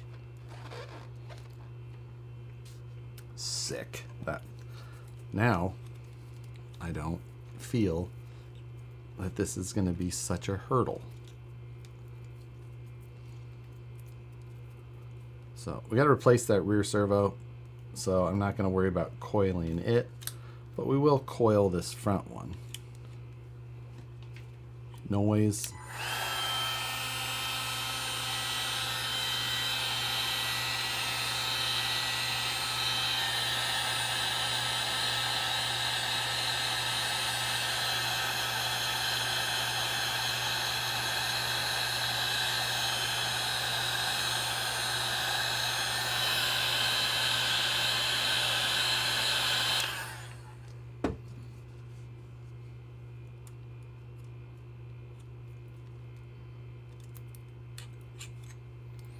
Okay.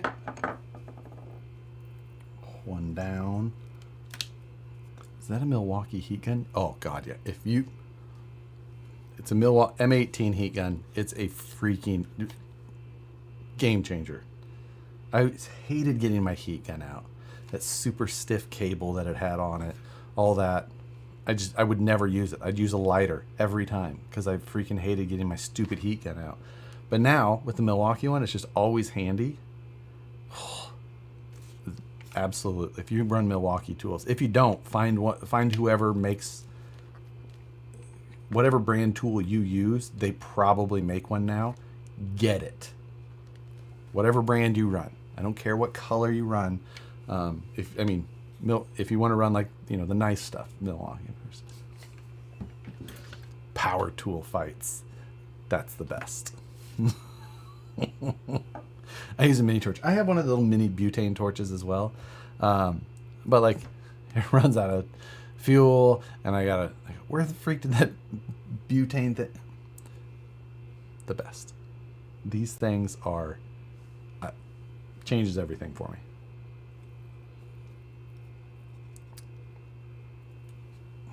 As there's a DeWalt right next to you. Oh, I wish that this came in that like that, but the M12 too big for me. This is like the perfect size, the perfect power. I wish they made one that worked like this, but I'm not loyal enough to run their options, so it's okay. I'll continue to run it, and one day I'll spray paint it red. Who remembers when phone cords looked like that servo coil wire? Then my headphones out in the other room for my editing, they have a coiled thing, and like the freaking cordless phone, it's got the one that goes this and then it does this guy and back, so it's not the same, and it drives me freaking nuts. I've tried like rewinding it to get it so it sits right, and it won't do it. Unplugged it, tried to get it straight, nothing.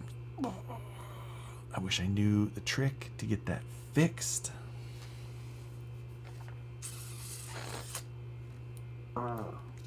Okay, front 1 to steer, 2 to clear.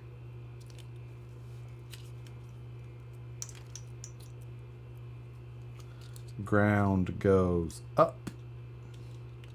So gold pins are down. Thank you, Joker.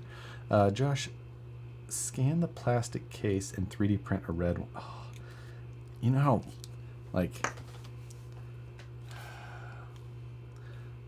I like 3D printing, but compared to injection molding, it's not as good. So I feel like the proper injection molded one is better for me to have. As much as I can't do it. And it probably wouldn't be the exact red, and it would bother me just... Paul, thank you, sir. RC Underdog. Thoughts on the RC Four-Wheel Drive K10 release today? I haven't owned one and wondering if this is the one to get into the brand. It's a really big body. It's big. So, I don't know. If you're just like super curious to own, like if I was today, even with that brand new release, if I was given the choice to own any of the TF2s that are available, I would buy a Marlin crawler.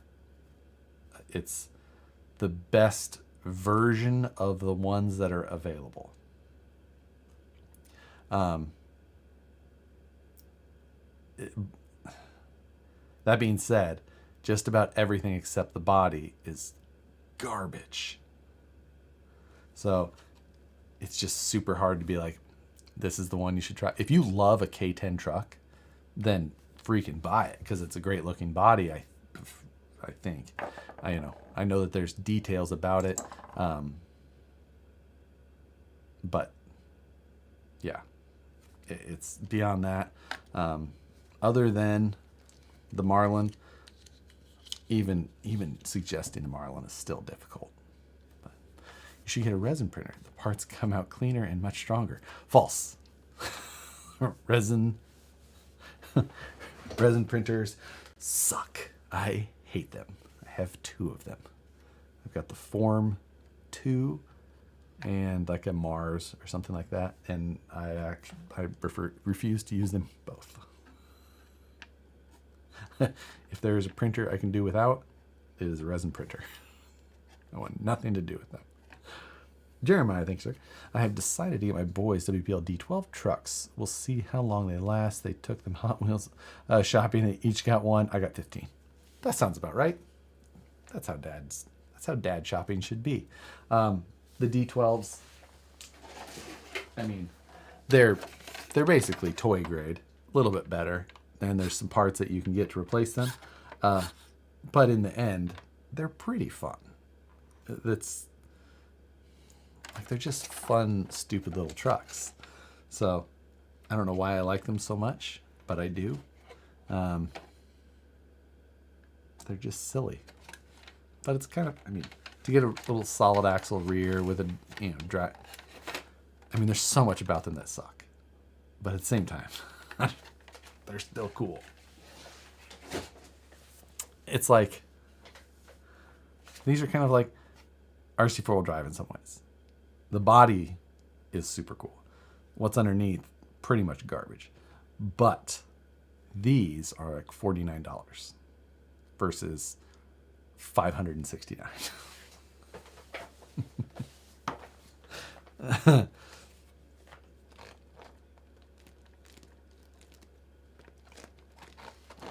You went where my mind was typing. Yeah.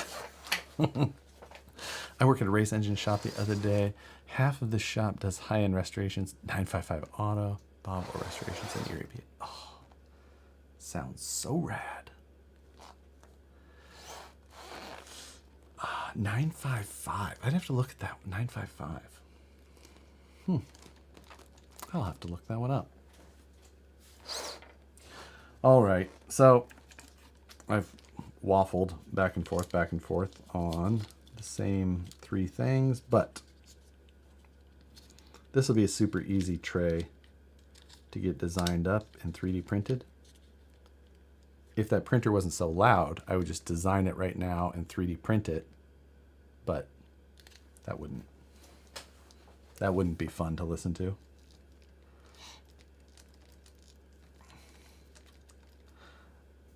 Let's see.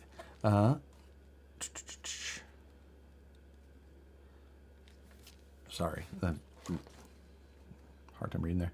I was thinking about buying my niece one of those key trucks. She wants to drive my Ultra, but I'm afraid she's going to crash into the koi pond. You're more worried about the truck or the fish? I would be interested to know. Front body mount, Ben, that is one of the reasons why I wanted this clear hood on, is so I could see it. I'm honestly, at this point, I'm thinking that my plan is going to be to cut the front of this chassis off. I really think that that's what I'm going to prefer doing. So cut and trim that off, and then I always love to do body mounts that are kind of like, you know, extra. I don't know why I feel like it's one of those areas that's so fun. I think it's just because the expected way to do it is stupid simple. And I get that, and there's good reason because it works. But I feel like the opportunity is always there to do something that's so much cooler. But, you know, like if I wanted to just go the easy way, I'd replace this body mount in that area with something that had a single peg, and then I could just throw a, you know, like one of the body nut style ones down. If I just wanted it to be absolutely dirt simple and done in 20 minutes. But I'd much rather spend like 2 hours staring at it, another couple hours of or an hour of drawing it, a few hours of the other parts getting finished, and then, you know.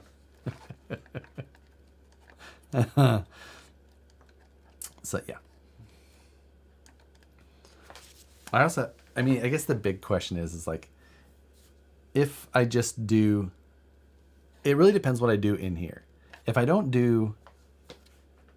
like do an interior cover or something special in there, there's no point doing something ridiculous for the hood. So if I don't make it specialer, who cares? I kind of feel like,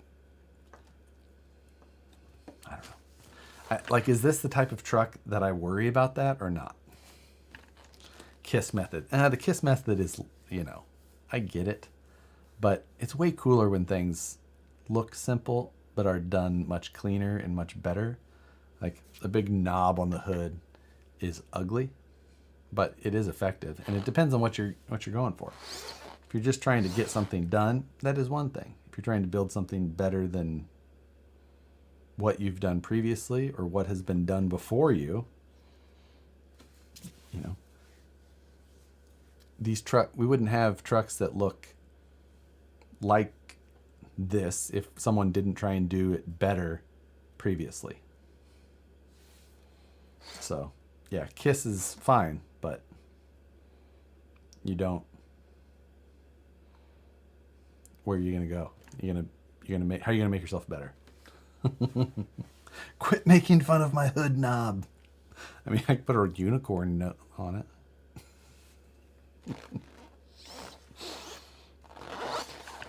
Yeah, this is someone else said in here. I spend so much time staring at my trucks. Yes, same. I'm not gonna do what everyone. I'm not gonna do what everyone thinks I'm gonna do, and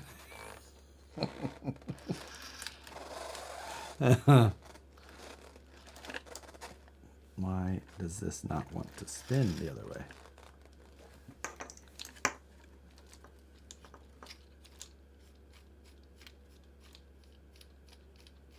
It spins fine. It's just acting weird.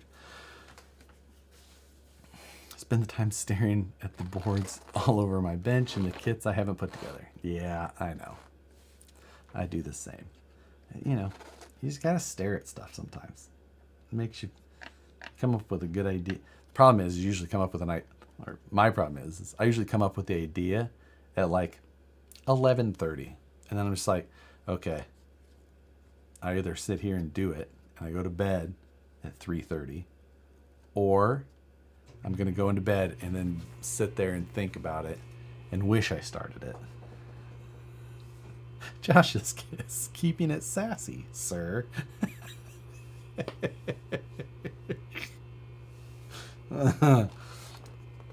Let's see. Your rear drive shaft has a really steep angle.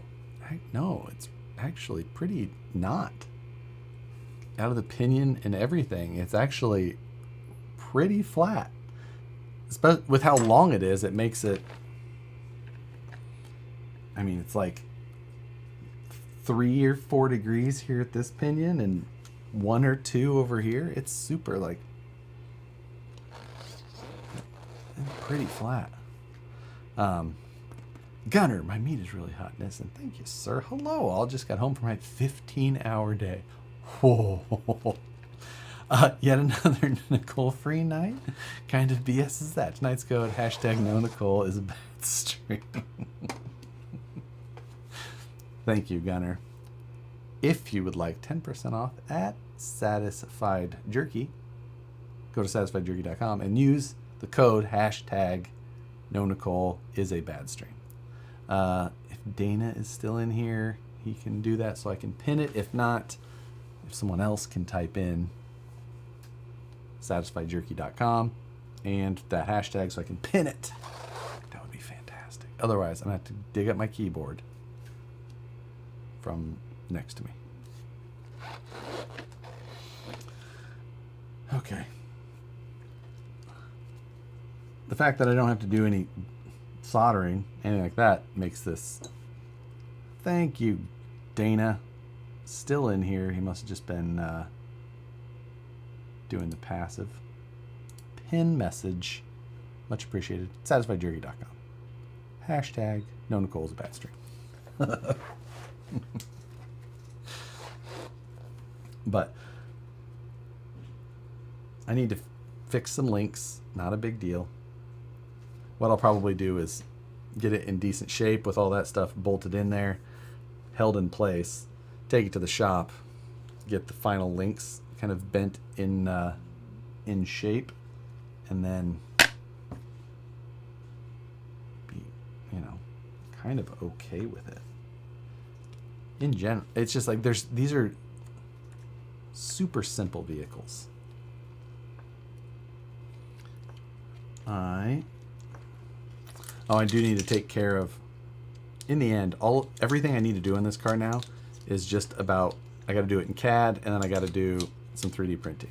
So like everything in here is simple, but I need to be in CAD for it. For the method that I do it. You could obviously, and if I get it all done in CAD, I can put it on my website, and if any of you want to build a high-low, you can have my files for free. So I'm not going to act like I'm going to get anything else done until I do that. So we'll set this to this. Is there room on the shelf anywhere? I need to take things down. You know what I should do? No, I can't do that.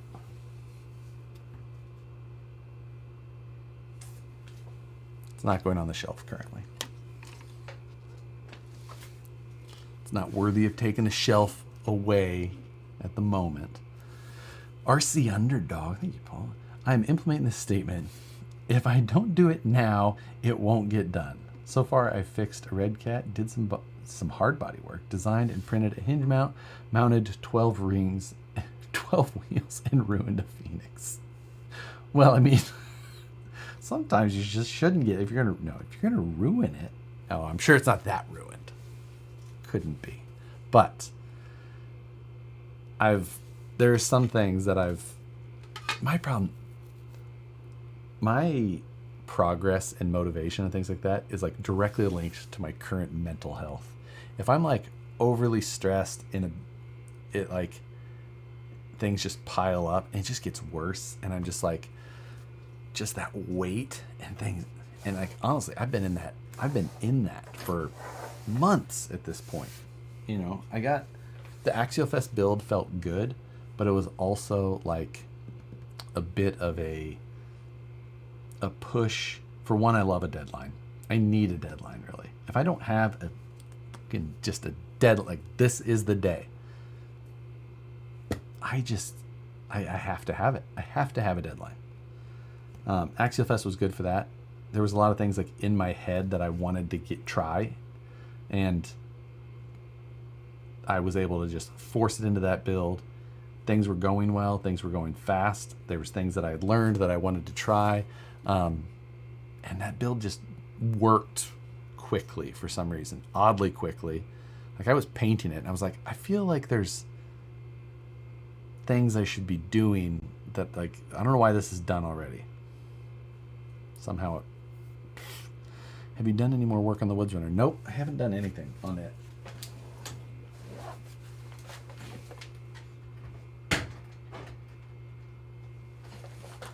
Builds aren't as convenient to pull out of these shelves, but I think they still look good.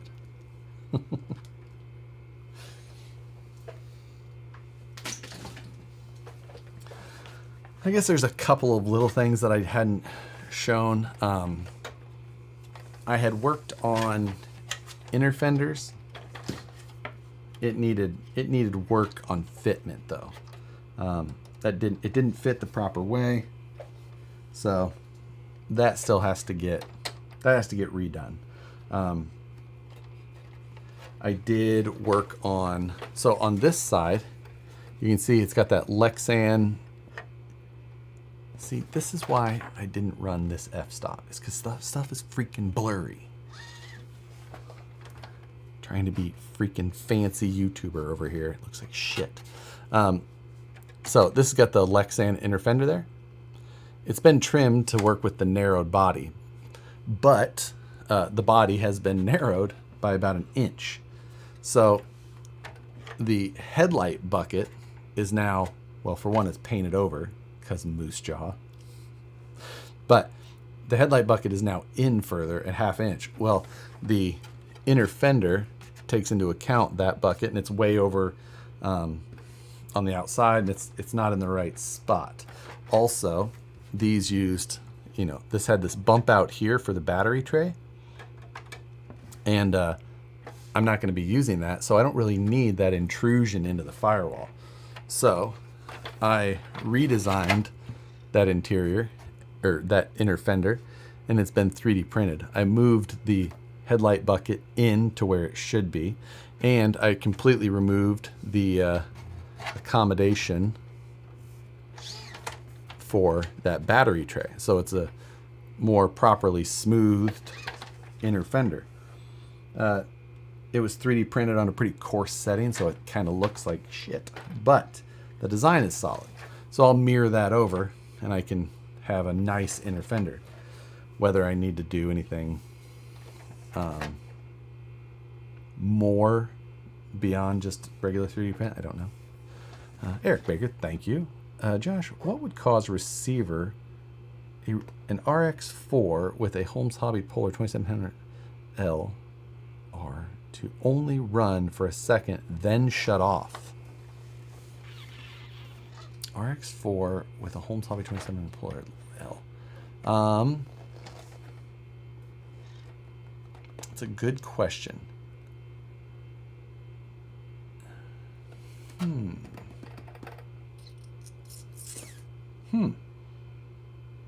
It's weird that it would run for a second and then shut off. Like, not running at all would make sense.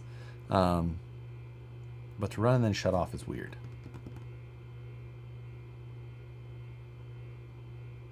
I would make sure, I would go into the programming and make sure that it's in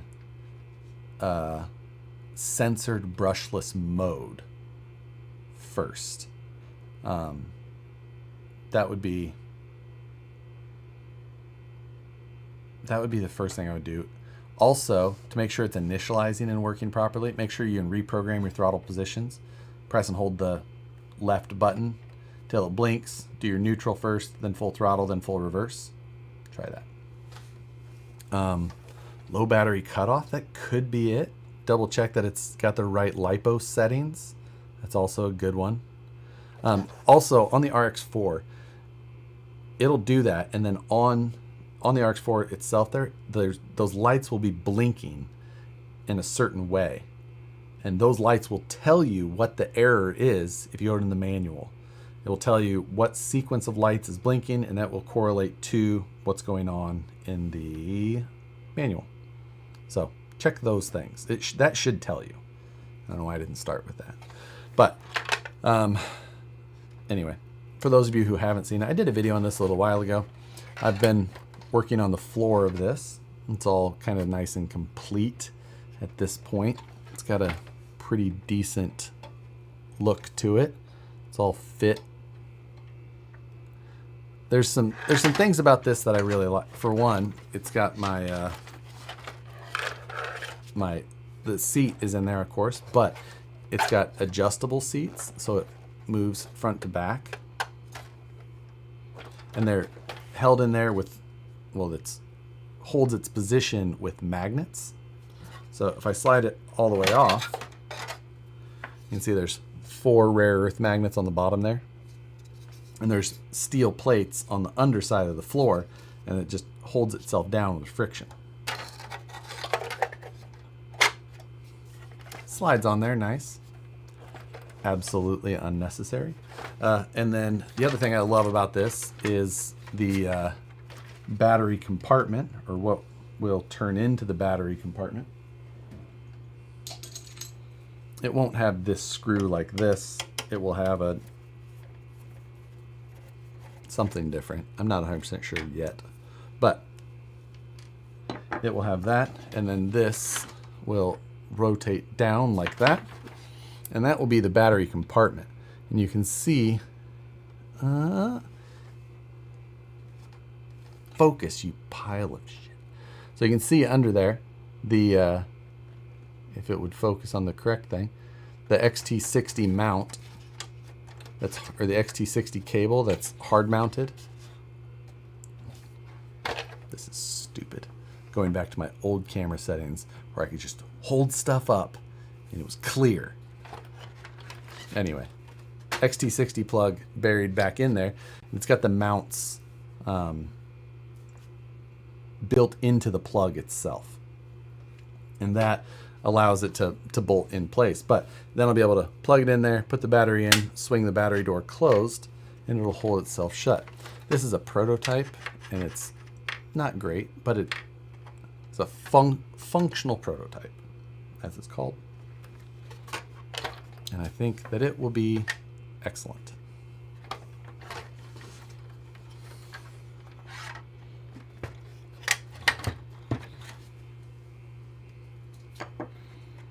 Little things that I need to get, adjusted and changed and fixed, but I'm pretty, again, this is that, I've said it before, this is currently my favorite car. Josh, what transmission are you using in that Capra? Deluxe Portal Trans. But I really, really like this car. My favorite. This is the one that at this time, I can't see myself selling. There's always a number. But currently, I don't see myself selling it. I went back to my OG settings on my trench coat. Nobody was looking in the right place. What? I don't know what that means. Everything is for sale.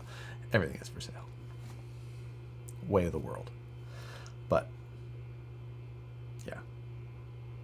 I do need to get this done. I would absolutely like it. RC 4-wheel drive K10 or High Trail Ranger. Man. That's,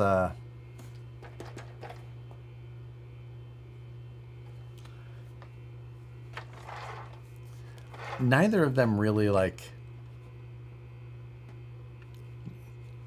neither of them make me excited.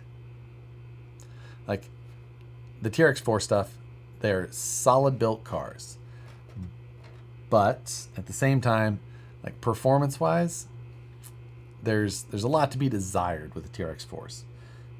They're pretty top heavy, especially a High Trail one, which is even more top heavy. The High Trail is a Lexan body. Yeah, I think it has blacked out or painted over windows on that one. And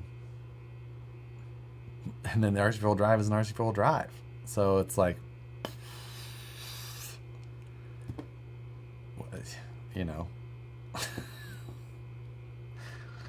I don't know. I don't know how to win in that battle. This would be solely for looks and fun. I have a TF2 Marlin, but the new body looks really good. Well, fun is always what I'm discussing, but how each of us has fun is different, right? Like what my definition of fun is versus what definition versus what your definition may be is different. Trying to make a car go fast is fun sometimes. Just trying to make them look cool is fun the rest of the time. I would have a really hard time between those two options having to choose. Actually, if I had to choose right now, I would say High Trail. But it's because of another stupid project that I have. Doesn't adding the cage make everything top heavy? I mean, generally, but it depends still. This cage is 3/16 DOM, and there's really not much cage. Like what you see here, but up here, there really isn't anything. There's just some shock hoops that go down. And in the back, we only have one bar up top, and there's some like 1/8" tube bracing. So this thing is actually still really light. This has weight in the wheels, but in general, this car is pretty freaking light.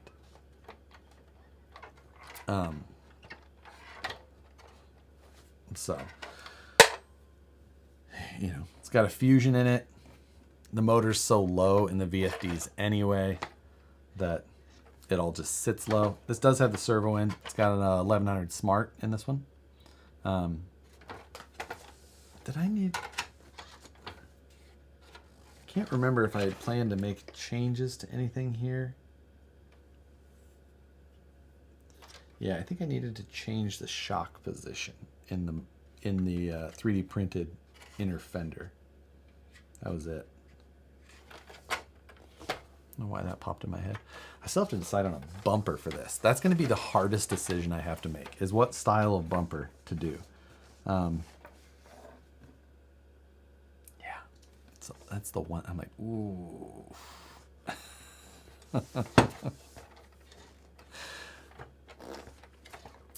So I have the K10 High Trail. Don't regret the purchase. Yeah, I mean, it's all depends on how you're going to use it, right? I mean, if you're trying to rock crawl with it and be super,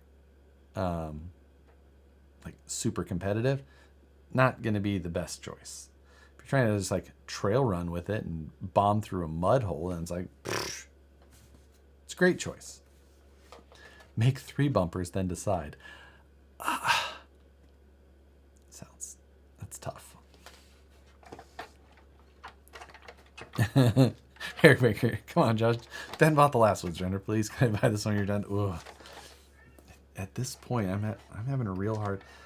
The thing is with this one, I keep thinking. I was like, okay, I designed this bed, but I've had it for so long, been staring at it for so long. I'm like, I think I want to redesign the bed and incorporate the sides into it more than what I had here, which means restarting, just almost from scratch. I think I can still use the same seam point, but everything else, go back to square one on. Just pitch all this, rethink it.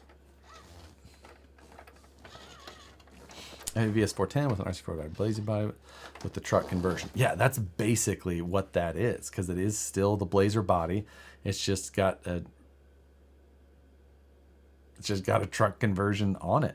If you've got the My Manufacturer one from Rex Racer, he had 2 different wheelbase choices that you could choose from: short wheelbase, long wheelbase, 12.3, and the longer one, I think. But yeah, it's basically what you got. Why not just build a new Woods Runner and leave that one as is? Well, I mean, this one's not done anyway, so I would just be leaving it half-assed done. So I'd rather just take what's there and trash it. I'm not saying tube work and stuff. I'm talking about floor and rear bed area. All the tube work that all stays. And so this is just on how I want to finish the inside of it. That's really what I'm getting after. And deciding on how I want to do tail lights and stuff. I feel like I've learned some things in there that I've tried lately that I'm a fan of, and I feel like I could take and incorporate in a different way than what I last used, but still make it similar. Just sell this one to us and start using it. Can't do it. This one, there's a hint, you know, I keep saying the Ripper, I really don't see me selling. This I currently really don't see me selling. The Porsche is another one. I mean, I could sell the Porsche. That one it's done, and it's done. I learned. I'm happy.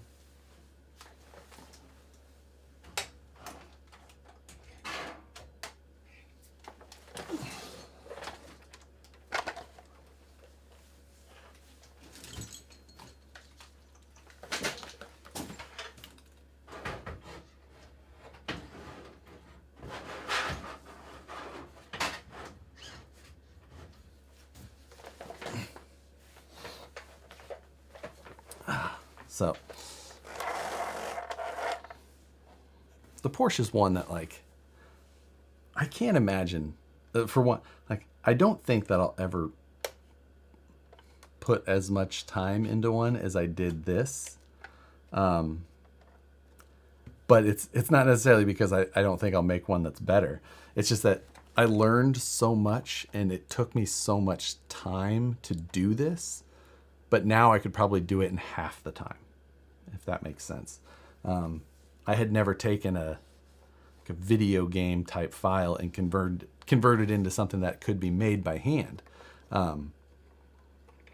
So that was a big hurdle for me, and it took a ton of freaking time. And like I said, now I bet I could do this car in less than half the time. This one, I could do this. Yeah, I feel like I could do this car twice as good in half the time now. It's just, it took so much for me to learn to be able to do any of these things. I still have the zip tie in here that was holding in my skeleton men. I feel like that needs to go.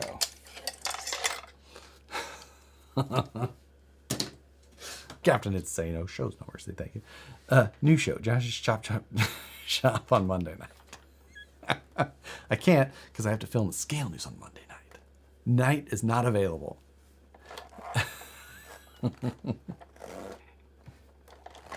How much do you want for the Porsche? Don't know. One day, I don't know. I might put this one on my website for sale. I don't know. I haven't decided. But I love how the engine came out in the back of this. That was just one of my favorite parts. Like the exposed turbos and the wheel wells. I freaking loved that extra bit.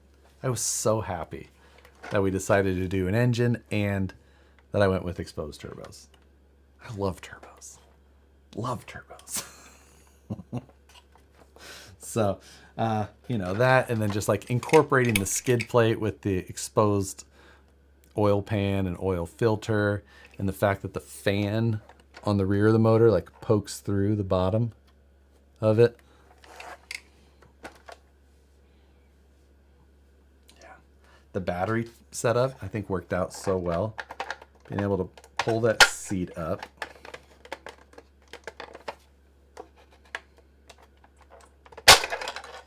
Forward.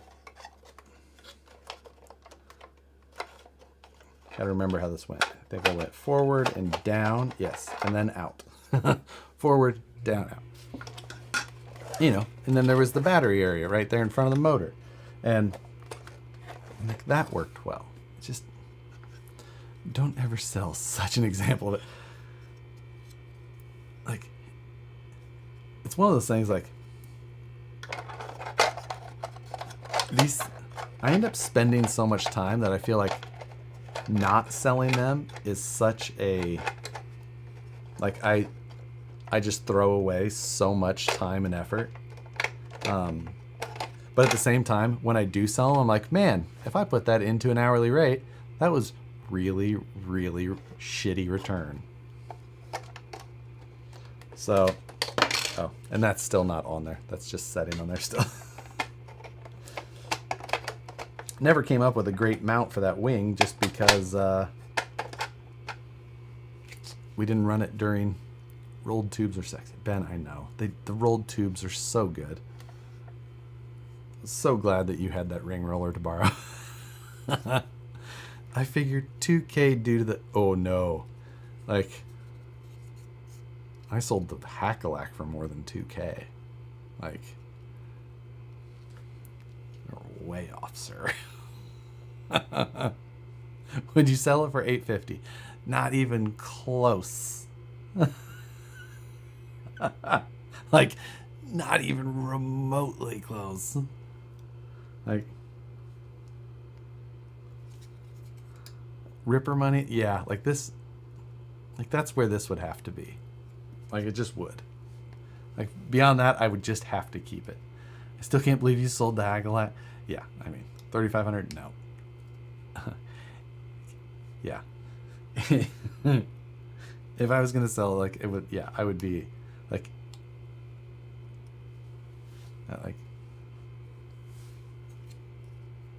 it would be, yeah, it would be up there. It would absolutely be Ripper money. Did you sell the C1 Jeep? Yep, C1 Jeep did, it also sold. I mean, I could maybe toss you 10K, but you'd have to let me come pick it up and view the office. That's fine. I will give you tour included. And honestly, I'd rather, because I would much rather it get handed off than have to ship it.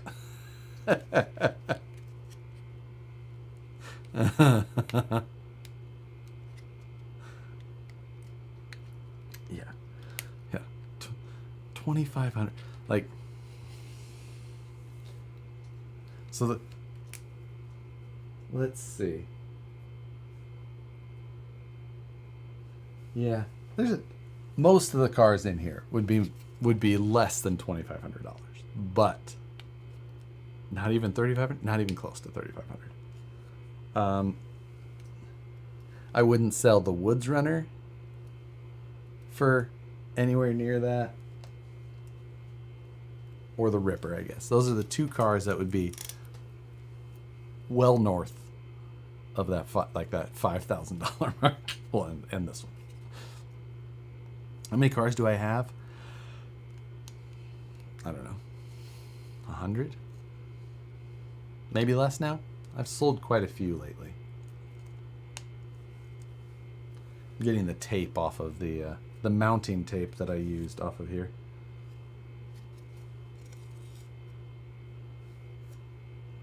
It's in pretty good shape. Josh, you need to sell the pallet of RC car. Yeah, I know. I was looking at that pallet today, actually. I was looking up there and I was like trying to see. And I can only, there's only like 2 cars in there that I'm like, is that the, I was like, that's what that one is and that's what that one is. I don't know what the rest on there are. Hopefully Nicole's on watch right now. Oh, she knows. Don't worry. I have a spreadsheet of many of my, like, of the cars that I have that are worth money. I have a spreadsheet of. It's like that. In the case that anything were to happen to me, sell these cars, and this is about what I think they should be worth. Because as much of my life as I dedicated to RC cars, she should get some of that back if I'm not around to enjoy them.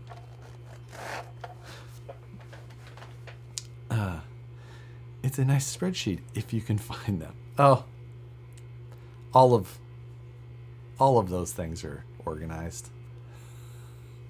Especially, they're the ones that are on there that are like, they're not sitting in a random pallet. The random pallets, yeah. Just put an auction number on that. Well done, Josh. That's better than a will. She truly is your lobster. Oh my god. Is that a Friends reference, right? Was it Friends? Oh, I'm trying. Like I remember the reference, the scene. I just can't remember. Was it Phoebe? You're gonna have to remind me. Josh, do you know how to turn a projection into a profile in Fusion? Yes, it was Friends. Okay.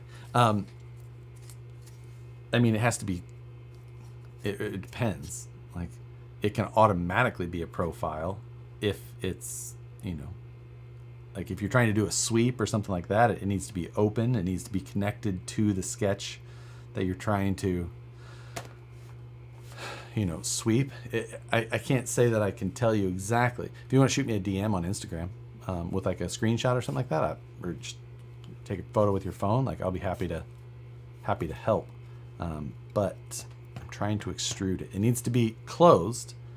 If you can't tell, if you do a projection, if it's not closed, there'll be open white circles at the ends where it's not closed, like where they're not touching. You might have 2 points that are super close together, but if they're not open, there'll be a bigger white dot. And that's where you're going to look. Go there, connect the dots with another line segment.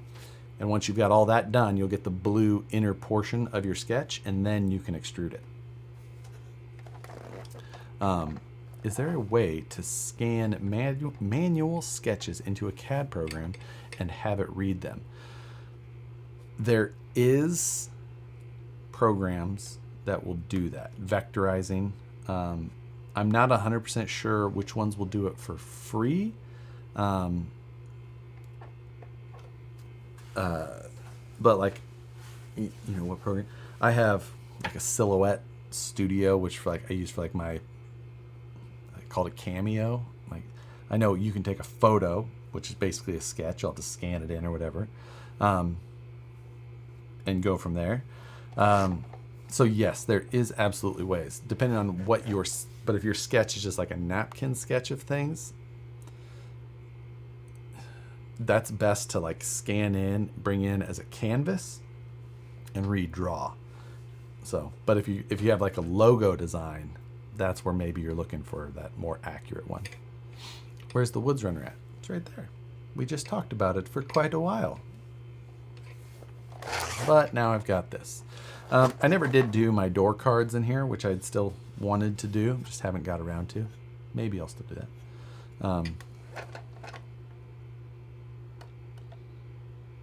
I do enjoy looking at this car, though.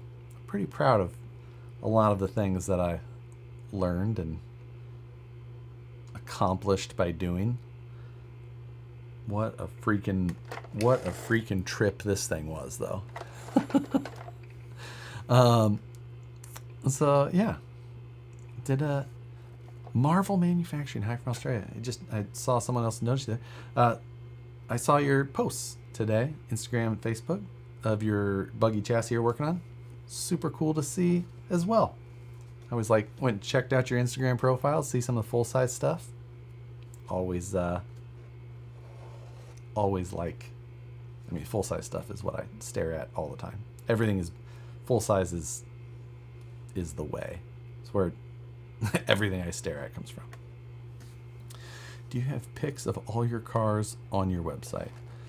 No, my website, like, I use my website for certain things. But like, I don't fully utilize it for a lot. Like, it's more of like, I want to sell some 3D files, some t-shirts, some this or that, like it gets used. I tried to use it for the blog stuff, for like making posts for the videos and things like that, but like there wasn't much traffic that came through that, so the effort that I was putting into it, I was just like, okay, I don't know that I've got time for this. And like, what I should try and do is find somebody who can help with some of that stuff remotely. Like that's what I should do. But effort to find that person, get everybody up to speed, make sure that I can work with them well, make sure that they're, capable enough, yet in my price range enough. YouTube doesn't make that much money. It's not nothing, and I appreciate all of it that I get, but it's not exactly, high paid intern money.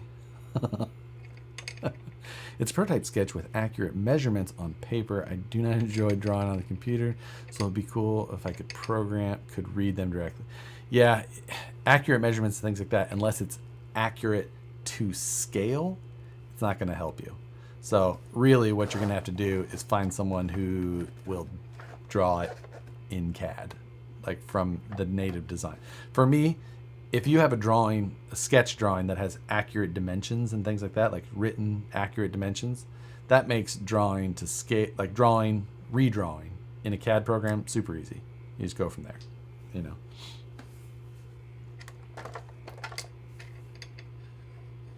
So.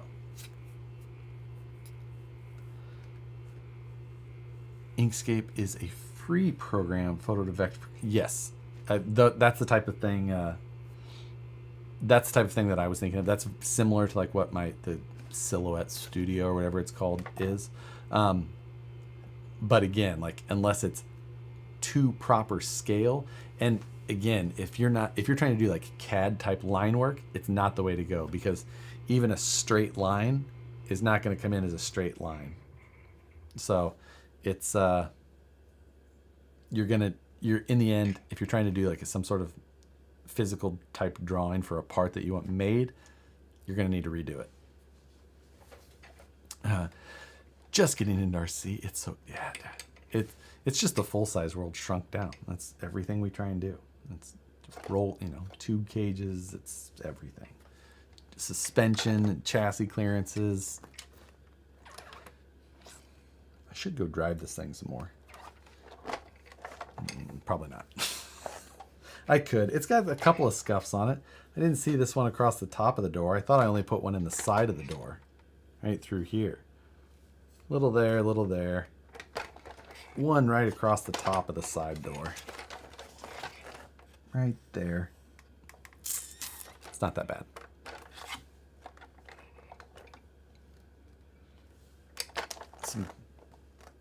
All the titanium, though, still looks fantastic. Doing the titanium tube work on this one, that was the business. I do feel like I would like to get the bumper cut down to non-class 1 legal width now, so that it's the way that I want it to look rather than how it needed to look for the rules. I have a guy that does them currently. He uses metric, which throws fitment off. Is there a program that draws directly from measurement and math inputs? All CAD does. Well, Fusion 360, I just say if I'm in metric, or like even if I'm normally in metric, when I draw my dimension, I can just type 4 inches and it will just make it will say, 101.6 millimeters instead, but I type in just 4 inches, 4.12 inches, 4.54 inches, whatever, and it just automatically converts. So anyone who does it anyone who does it and is halfway decent at it, doesn't matter what they're drawing. I can draw in cubits or, freaking light seconds. It doesn't matter. It's just whatever number you key. So, yeah. All right. Stared at the Porsche enough for tonight.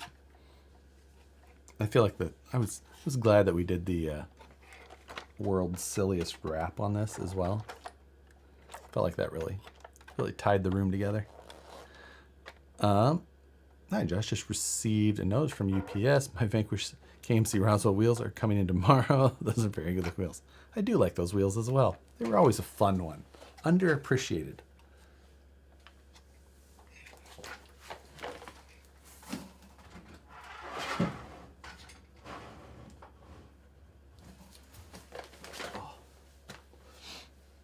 I brought my original Pro back in here. Have you ever drawn in parsecs?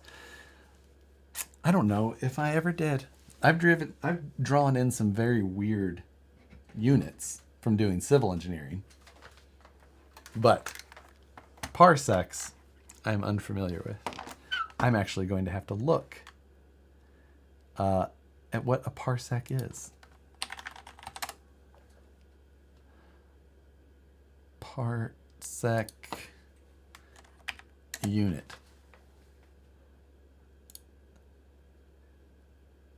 A parsec is a unit of length used to measure the large distances in astronomical objects outside the solar system. Okay. Approximately equal to 3.26 light years. Nope. Never done that. Star Wars.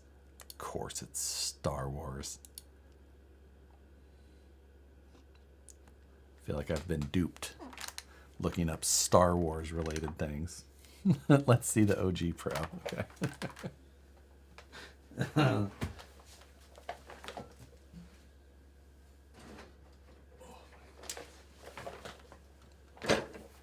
This thing is absolutely, it needs its time for a rebuild. I haven't driven this thing in over a year though.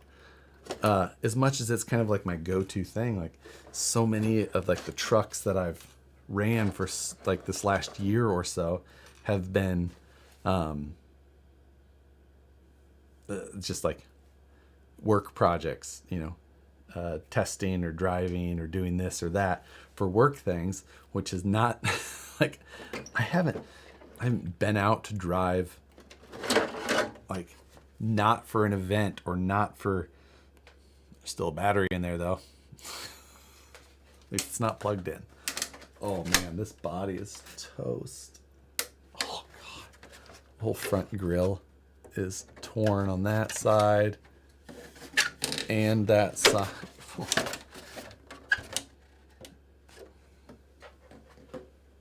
Jeez. Oh, the back is torn. I mean, I drive this thing. Ooh, I drive this thing pretty bad. What? No fancy place for your keyboard? No, I don't. It used to it used to sit against something. Anyway, underneath she's dirty, but pretty basic. I actually still have the original Tekin servo I've been running in here for so long, and while it's not enough power, it's just been doing its job for so long that I've just hammered it. RX4 Rock 412 3100 kV on 4S, which it's absolutely not rated for, but has just taken it for so long. This is like my second or third set of inner fenders, and this set up front is trashed. You can see it's broken there, and it's actually even been like I have an aluminum backing plate behind it that was bolted to try because it broke below it. So I did it above it, and then it broke above it now. So it's time for a new set of those. How did you wire up the cob lighting? Normally cob lighting is just power and ground. Straight 12 volt power and ground. Nothing fancy at all. This one does have the VFD dig in it. So that's still been kicking. This one though does have my kind of my fun little preferred setup where it's got a portal axle in the rear, standard straight axle in the front. Standard front. Just good and beat on, and then the portal rear.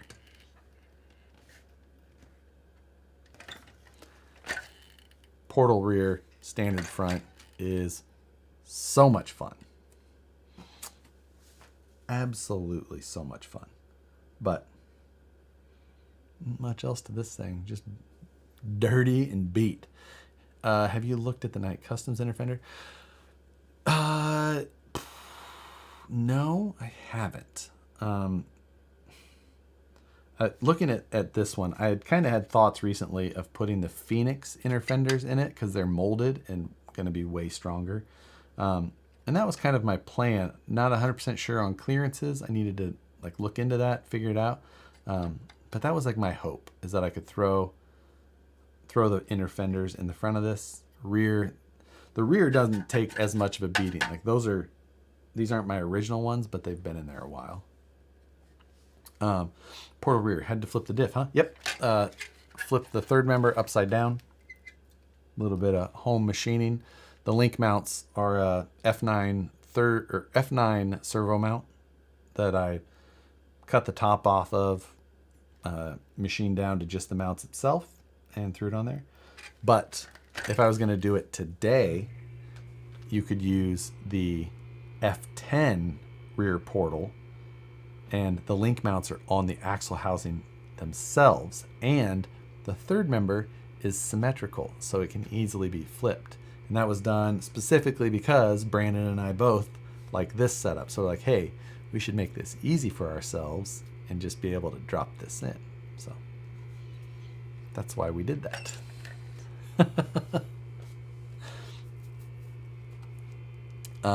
So yeah.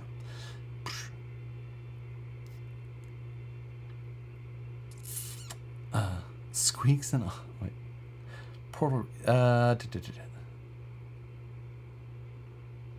There's some kind of coating you can put on the plastic parts to keep them from fraying. I don't know what you mean by fraying. Did you measure the front rear balance with a number in mind, or did you just eyeball it? Front rear balance of what? Like weight distribution? Is that what you're talking about? Wow, look at the big brain on John. Just making it easy for everyone. Family truckster, I can grab that. That is one that I need to get finished because I would like to sell it. But I stole a servo out of it for the for the Hackalack. So it's already been cancelled. Is there an option for an offset portal rear? No, currently there is not. Offset portal rear. No, for a non-steering offset portal, no, not currently.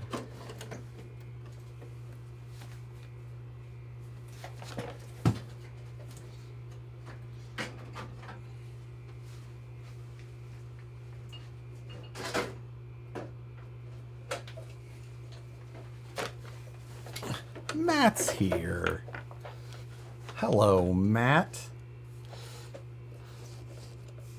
So the family truckster. I still haven't figured out body mounting on it. I did really like how the interior on this one came out with the bench seat that I flocked even. I mean, but like I was saying, this had the Micro 179 shift servos in it, but I stole one of them to use as a dig servo in the Hackalack. So it's got one less servo there. It also doesn't have the steering servo up front anymore. Has that ever been driven? Nope. Still brand new. Still brand spanking new. You're going to the so you're going to sell the truckster as it is now. Yeah, right? Like that's pretty. I keep saying I need to finish it. Need to finish it. Need to finish it. Need to finish it. And then I don't.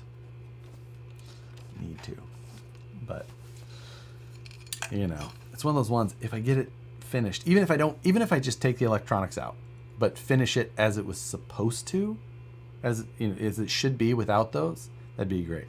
Like to do it, machine the servo mount like it was intended on the for that. Honestly, it's that, and then make for the linkages. And it's actually pretty much body mounts. It needs body mounts to mount the truckster body. Does everybody know where like family truckster name came from? Like, I feel like a lot of people are younger and probably actually don't know. Turtles and pecans. What flavor, Matt? What in the world are you guys? Oh, he went to Dairy. Matt has Dairy Queen. Dang, is there a Dairy Queen in Sac? Does anybody know? One of the best movies ever. I just feel like a lot of people don't know Family Vacation anymore. The moose out front should have told you.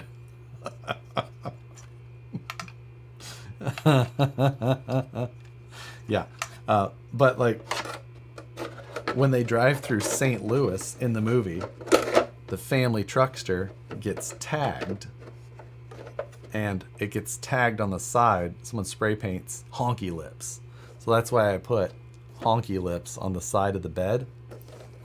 But I have to say that I have had some negative messages about that. I'm like, it's because of a movie.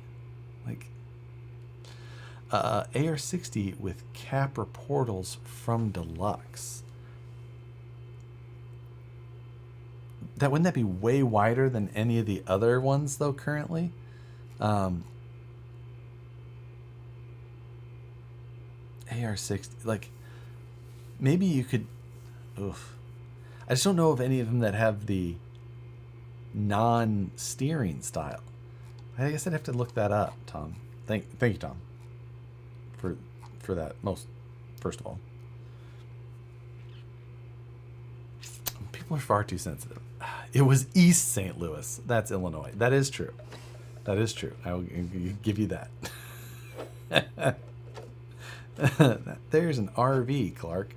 Also a great movie. Different movie, but different.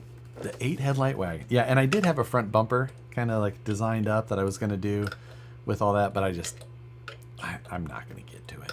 I know it. I just know that I'm not going to have time. Deluxe SSD based axles. You can build portals and offset. Okay. And you can build it with a non-steering offset portal. So if you put portals in the front and straight in the rear with overdrive, what would happen? I mean, if you got the gearing worked out, you would be fine. But getting the gearing worked out would be the trick. And I don't see any, like, the benefit to the straight front portal rear is for a specific reason. Doing it in reverse, I feel like would be non-steering. No, that's what I thought. Like, to get a rear offset portal, like without stating that you want it for steering as well, because then that's just a regular offset portal. So no, I don't think you can get non-steering rear offset portal. So, but yes. Poor little guy probably tried to keep up for a while. Yeah. R.I.P. and Edna. Dog feet on the picnic basket.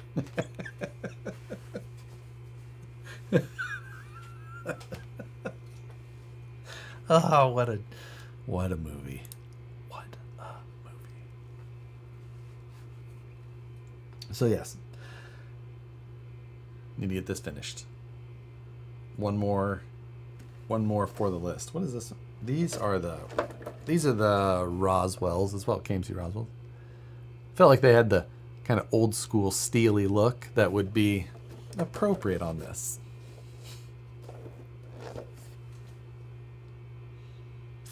But overall, this was a fun build. But I know I'm not gonna get to it.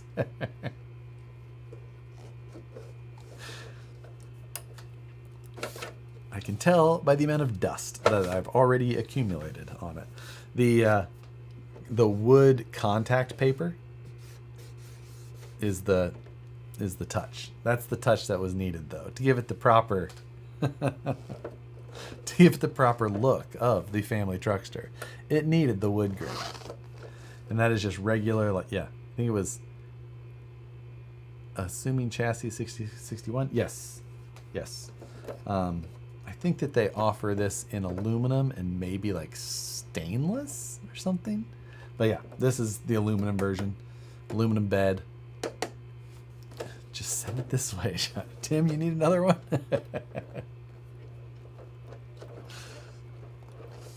So, yeah. Does it taste like lime jello? God. Oh, can't lose the Porsche wing.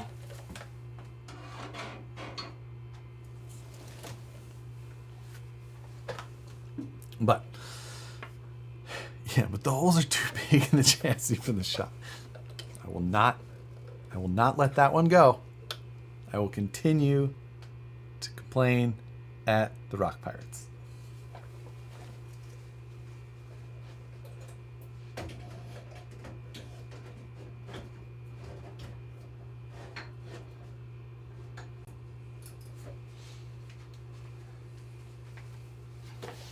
So many other things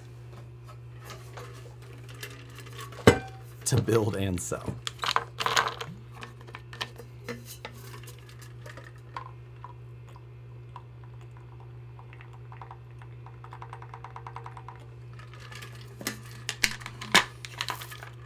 They get salty about those holes whenever it gets brought up. Oh, I know.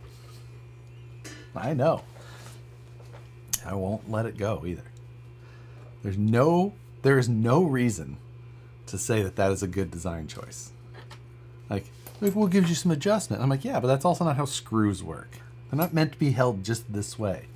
There's a tolerance for screw holes for a reason. It's just bad engineering. I'll die on that horse. What was their excuse? Their excuse is like it gives you a little bit of like adjustability, but then you're only using the screw in this very specific. It's just a bad design. I'm telling you, they should have sent new rails. No, they do it on purpose. Like that's not like all of their parts are that way. I have several of their parts here. Like, let's see. Do I have anything else right here? I feel like I did.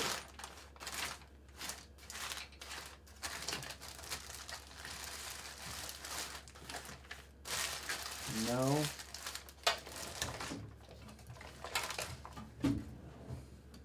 Right here.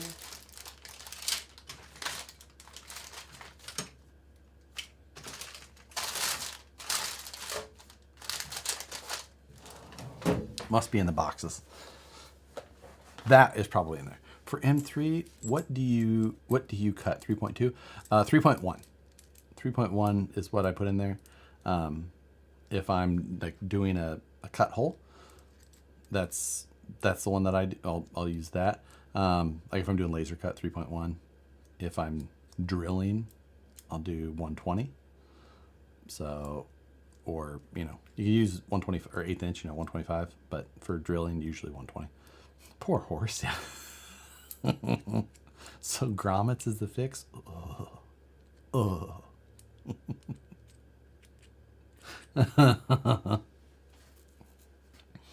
Yeah. So Rock Pirates is a no-go. What about the Zoku chassis? I think it looks like an awesome design. I mean, I'm not saying the Rock Pirates is a no-go. Will it still function? Absolutely. It is a pet peeve of mine, and I say poor engineering. But I'm not saying that that's the only thing that,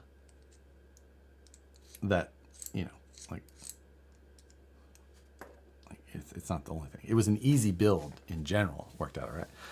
But the Zoku, yeah, it was.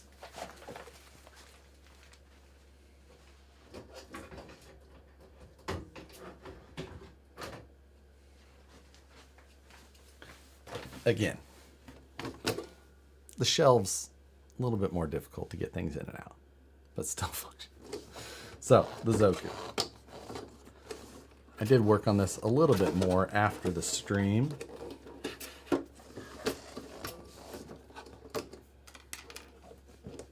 I mean, the Zoku is a solid choice if you want to take a Phoenix and swap it.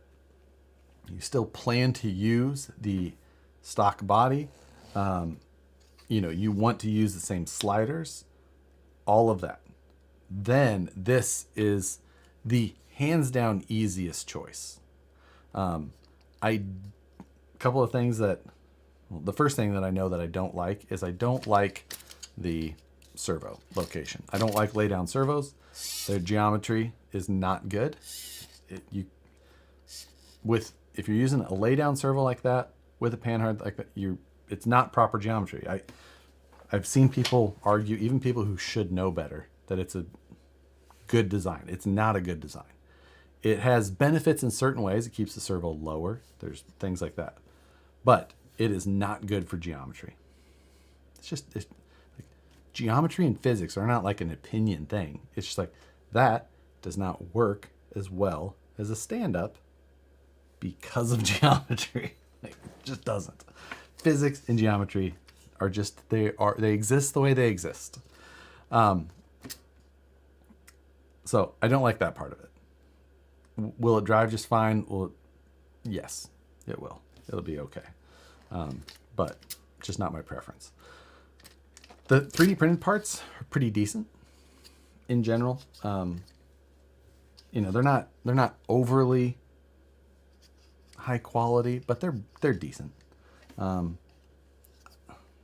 Like the gripe that I have is I don't love paying for 3D printed parts in this way, but is the cost that high? No. So you're paying for the rails. But the things that he went through to make this a complete option is what make this a good, the servo mount locations, the sliders that use the stock slider mounts, the body mounts that allow the stock body stuff to all fall on. That's what makes this like a great setup, for this application. So this is like just doing a swap. It's a no-brainer. And it came with some instructions, which is huge. The backwards logo is because Josh built the chassis with the frame rails on the wrong side.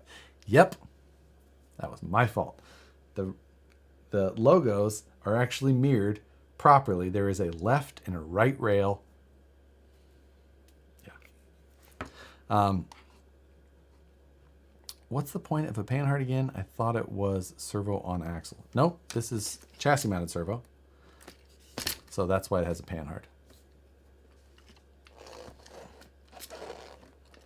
I only wanted to get their stuff because of the name.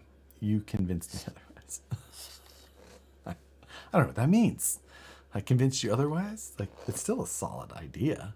There's still, for this purpose, but like, if you've never done a build with a flat rail, this is easy mode. It's just,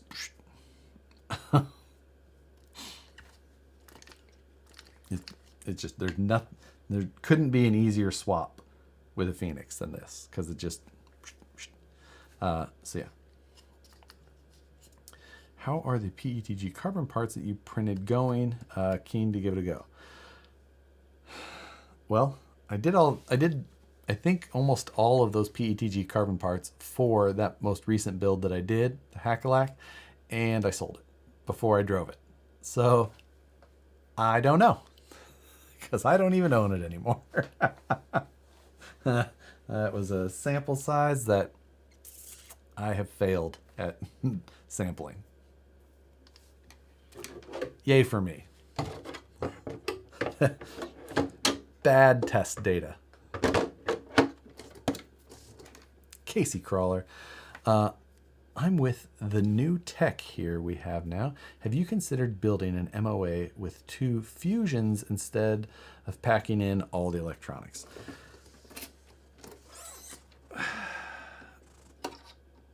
I don't know. I don't think that fusions would fit.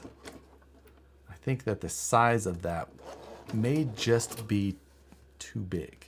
I'd have to double check as far as like with the deluxe super lights that I have. I'm not saying that there isn't an MOA axle that would work. Back in the day, there was times that we did, and it might be fine. They're so smooth and things like that, but I do like brushed at times for cars like that. I don't know how I would like comp crawling like that with a, I guess you could turn the FOC off. That would be a good question. I'll grab the robot.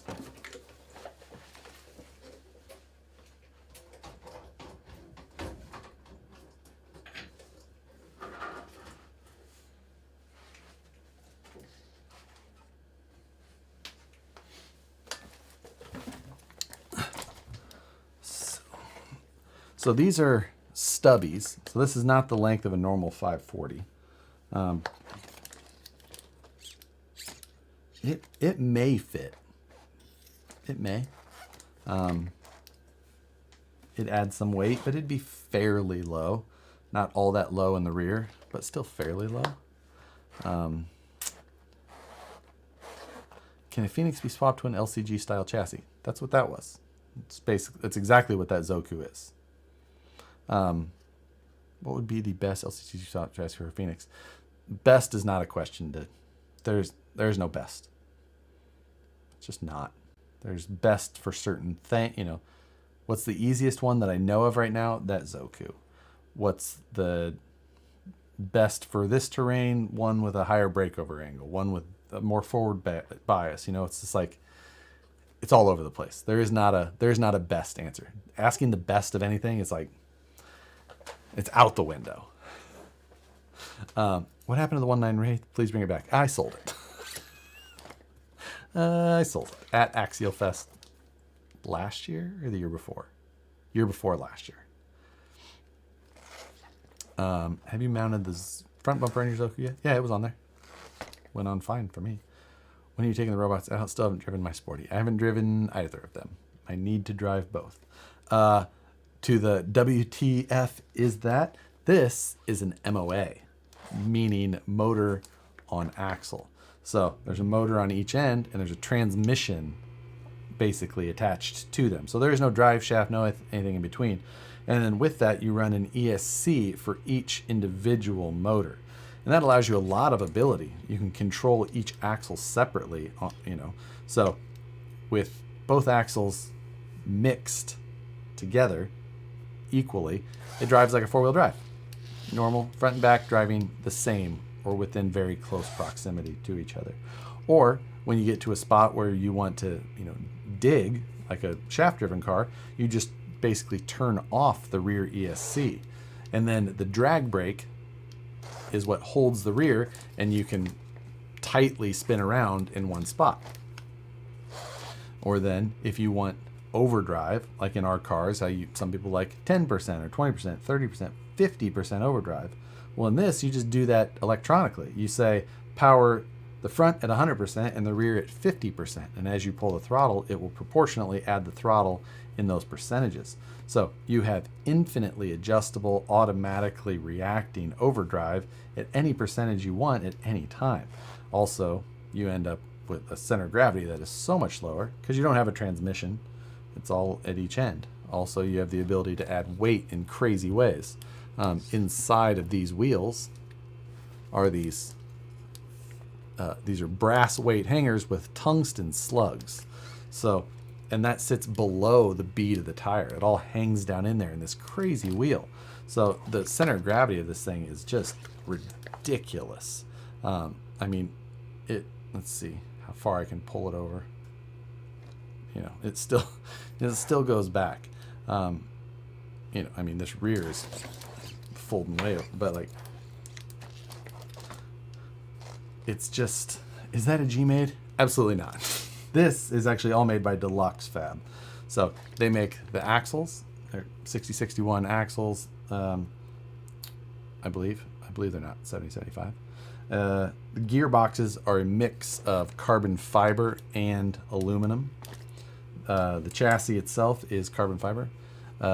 Is that 2mm carbon? Ben, I believe that this is 2 mil, 1.5 or 2.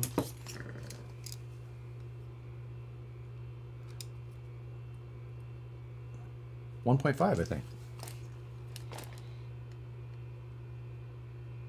Yeah, 1.5 mil. Calibrated eyeball right here. I'm good at this. Is that a 1/18 scale? No, it is a 1/10 scale. It's a 12.5 inch wheelbase, 5.5 inch tall tires.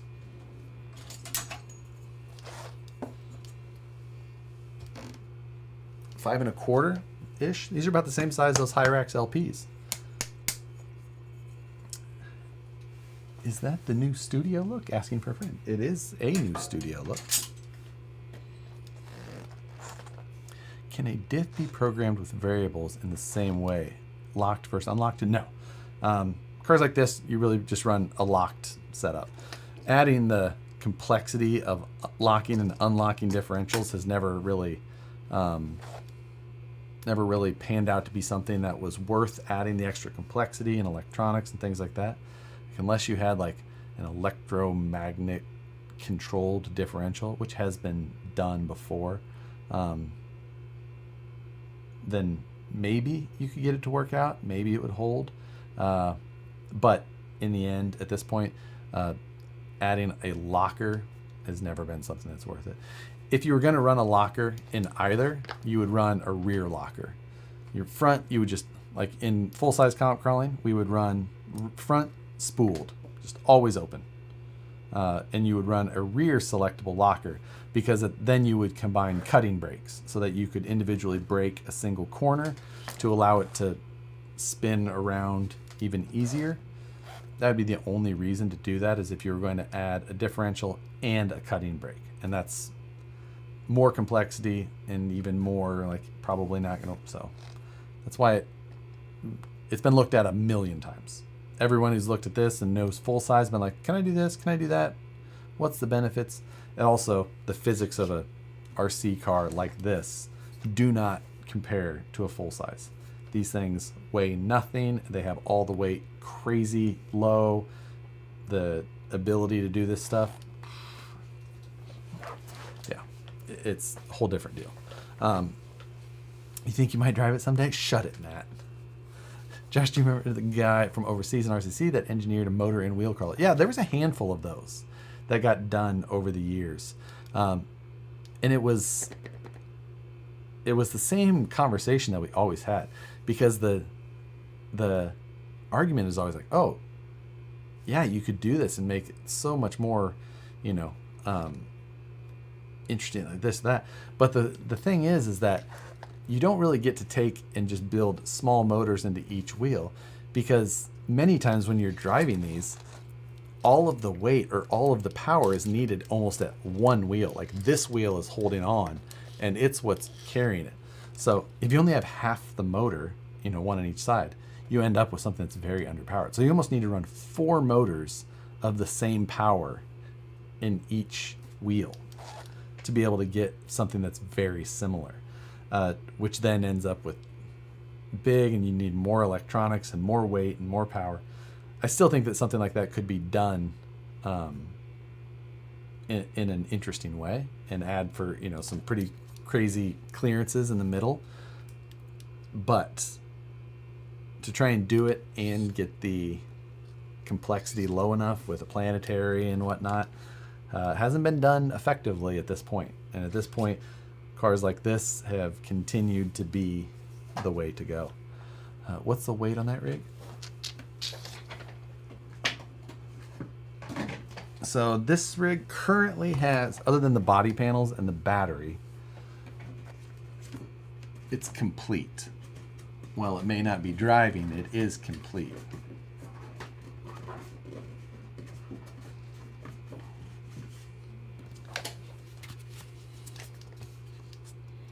So, I'm guessing it's 4.5 unit. A little less, 4.6 pounds. So, 4.5 would be 4.4 pounds. It's 4 pounds 6 ounces, not 4.5. So 4 pounds 6.6 ounces.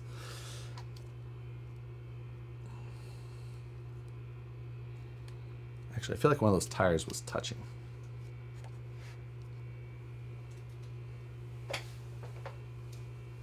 Okay, 4 pounds 8 ounces. So almost 4.5 pounds. But with how much weight is in these front wheels, with that great big brass hanger and all that tungsten, like, how much does it weigh wet?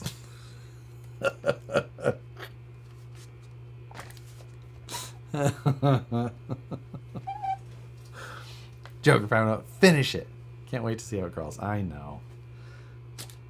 Again, I need a freaking deadline. That is what I need. And then it would be done in 2 hours. And I'll just, done.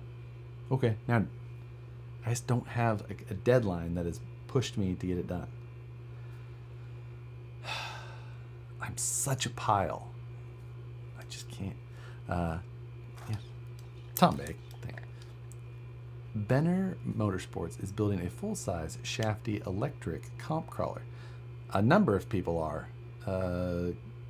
Good Fabrication is building a one as well in Kansas. My best friend in Kansas City. They've got a Jesse Haynes buggy. They're actually using a crazy electric drivetrain that they have put together with a couple of companies to put together. Room looks bigger now. I like it. It does look bigger, doesn't it? I don't know why. It feels so much different. Deadlines tomorrow. It has to be a real fake deadlines. I'm like, that's fake. You're a liar. So, yeah. Deadline, pro line by the fire. Like, that's reasonable, but it's like, I have to know, like, are they having an event for it? Because unless they are, no. Yeah, that's the, yeah. What's left on it? I have to solder the motor wires to the ESCs, get the correct size heat shrink to put over the smashed electronics, paint the body panels. That's it. I could have it done in, well, even with me painting the body panels, I could have it done in an hour and a half.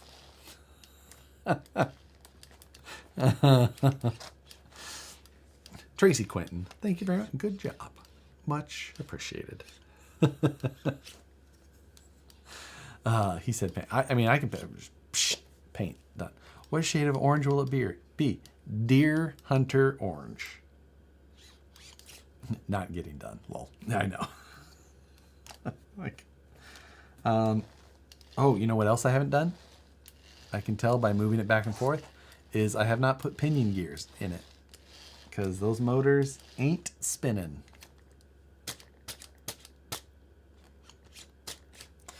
Joker 510, much appreciated. Someone needs to set up an event in SAC for you to finish that, and the Sporty. I know. I'll bring up both my finished Asylum and soon to be done the Sucker Punch.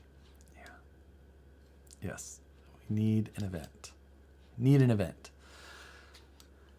Is that material changer worth it on the X1 Carbon? I mean, it is if you want to change materials, right? Like if you want to do multi-material printing, it's freaking great.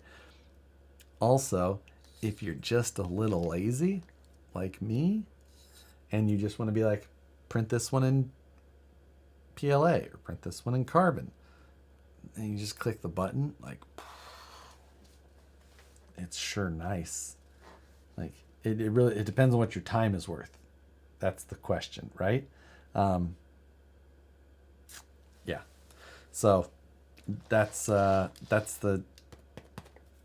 thing. You know, you just select it and you just flip the sheet over, whether it needs to be on the engineering side or the other side, whatever it is. Can shafties be 4-wheel steer? Nope. Shafties have to be 2-wheel steer. That is the rules. Time is the enemy. Exactly.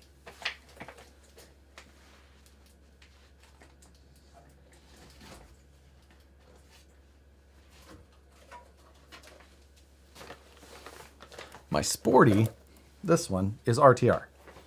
Other than the body is not painted. Does the body have to be painted? No. I could just go drive it like it is.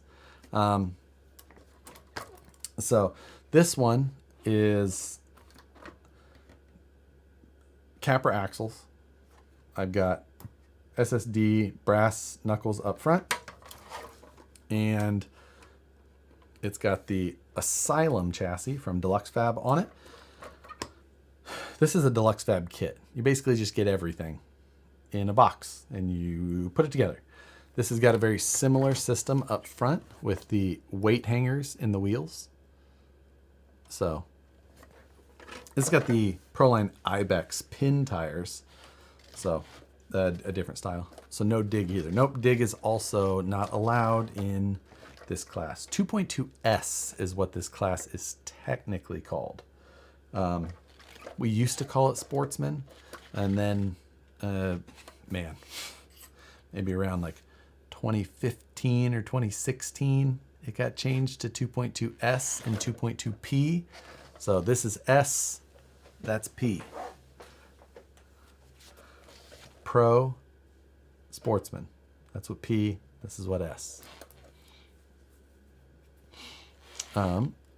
If the whole thing steers from the middle of the chassis, is it two-wheel steer or four?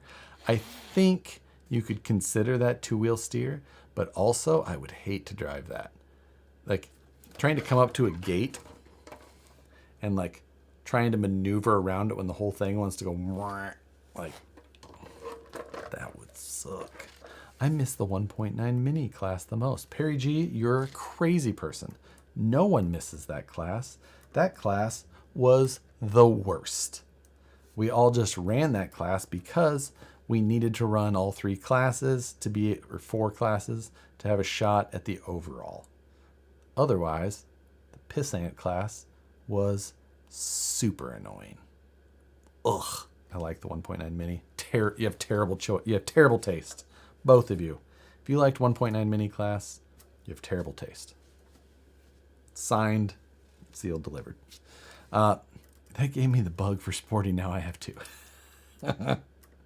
That class is alive with the Mini Capras. Yeah, I could see it. It's definitely a better option than the old MRC axles. I enjoyed it because I fit the gates and my driving is awful. It's so bad. I built so many minis just because I was just like, okay. I was like, I hate this class. This class is the worst. I don't enjoy driving these cars at all. It's just garbage, hot garbage. I was like, okay, maybe it's just my car. Let's just build a new car and try build it. I was like, nope, this still sucks. I'd find whoever was driving the best with the best whatever, and I was like, I'm gonna build that car. I'm gonna see. And I'd build it and I'd tune it and I'd try this and I was like, okay, well, I liked my motor setup better than what they're running, so I went back to my motor setup. And then I was like, nope, this still sucks. Every time. I did that every year. I'd build one or two new minis to try and like it. Do you enjoy driving any car? You seem to do that very often. So many cars I enjoy. I like these type of cars. Super predictable, wild, capable, so much fun to drive. You can build a bad sporty. Like you can build a really poorly set up sporty. And it will drive. You can make them drive really well. Like you can build it with a garbage chassis and, just set up really weird and it'll still do pretty well. And it can be fun to drive. And then you can tune them or you can build one based on some better geometry and it'll drive much better and then it'd be absolutely a blast. The MOAs, even more so. You can build one that's kind of set up weird and you can still just force them to drive well because of so much control you have. And then again, you can get one that's set up really well and it'll blow your mind.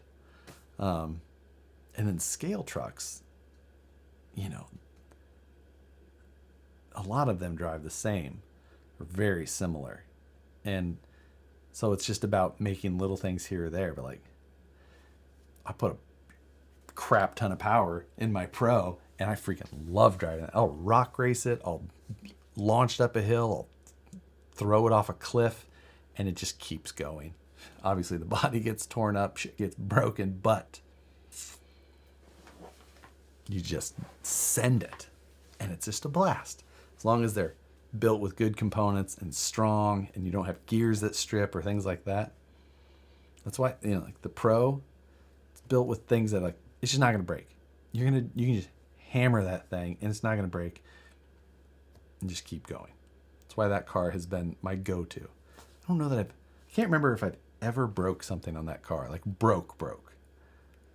I don't think that I have. I just noticed that you're not running the rear link riser. I'm not currently. I don't know. Rear link riser is an interesting thing.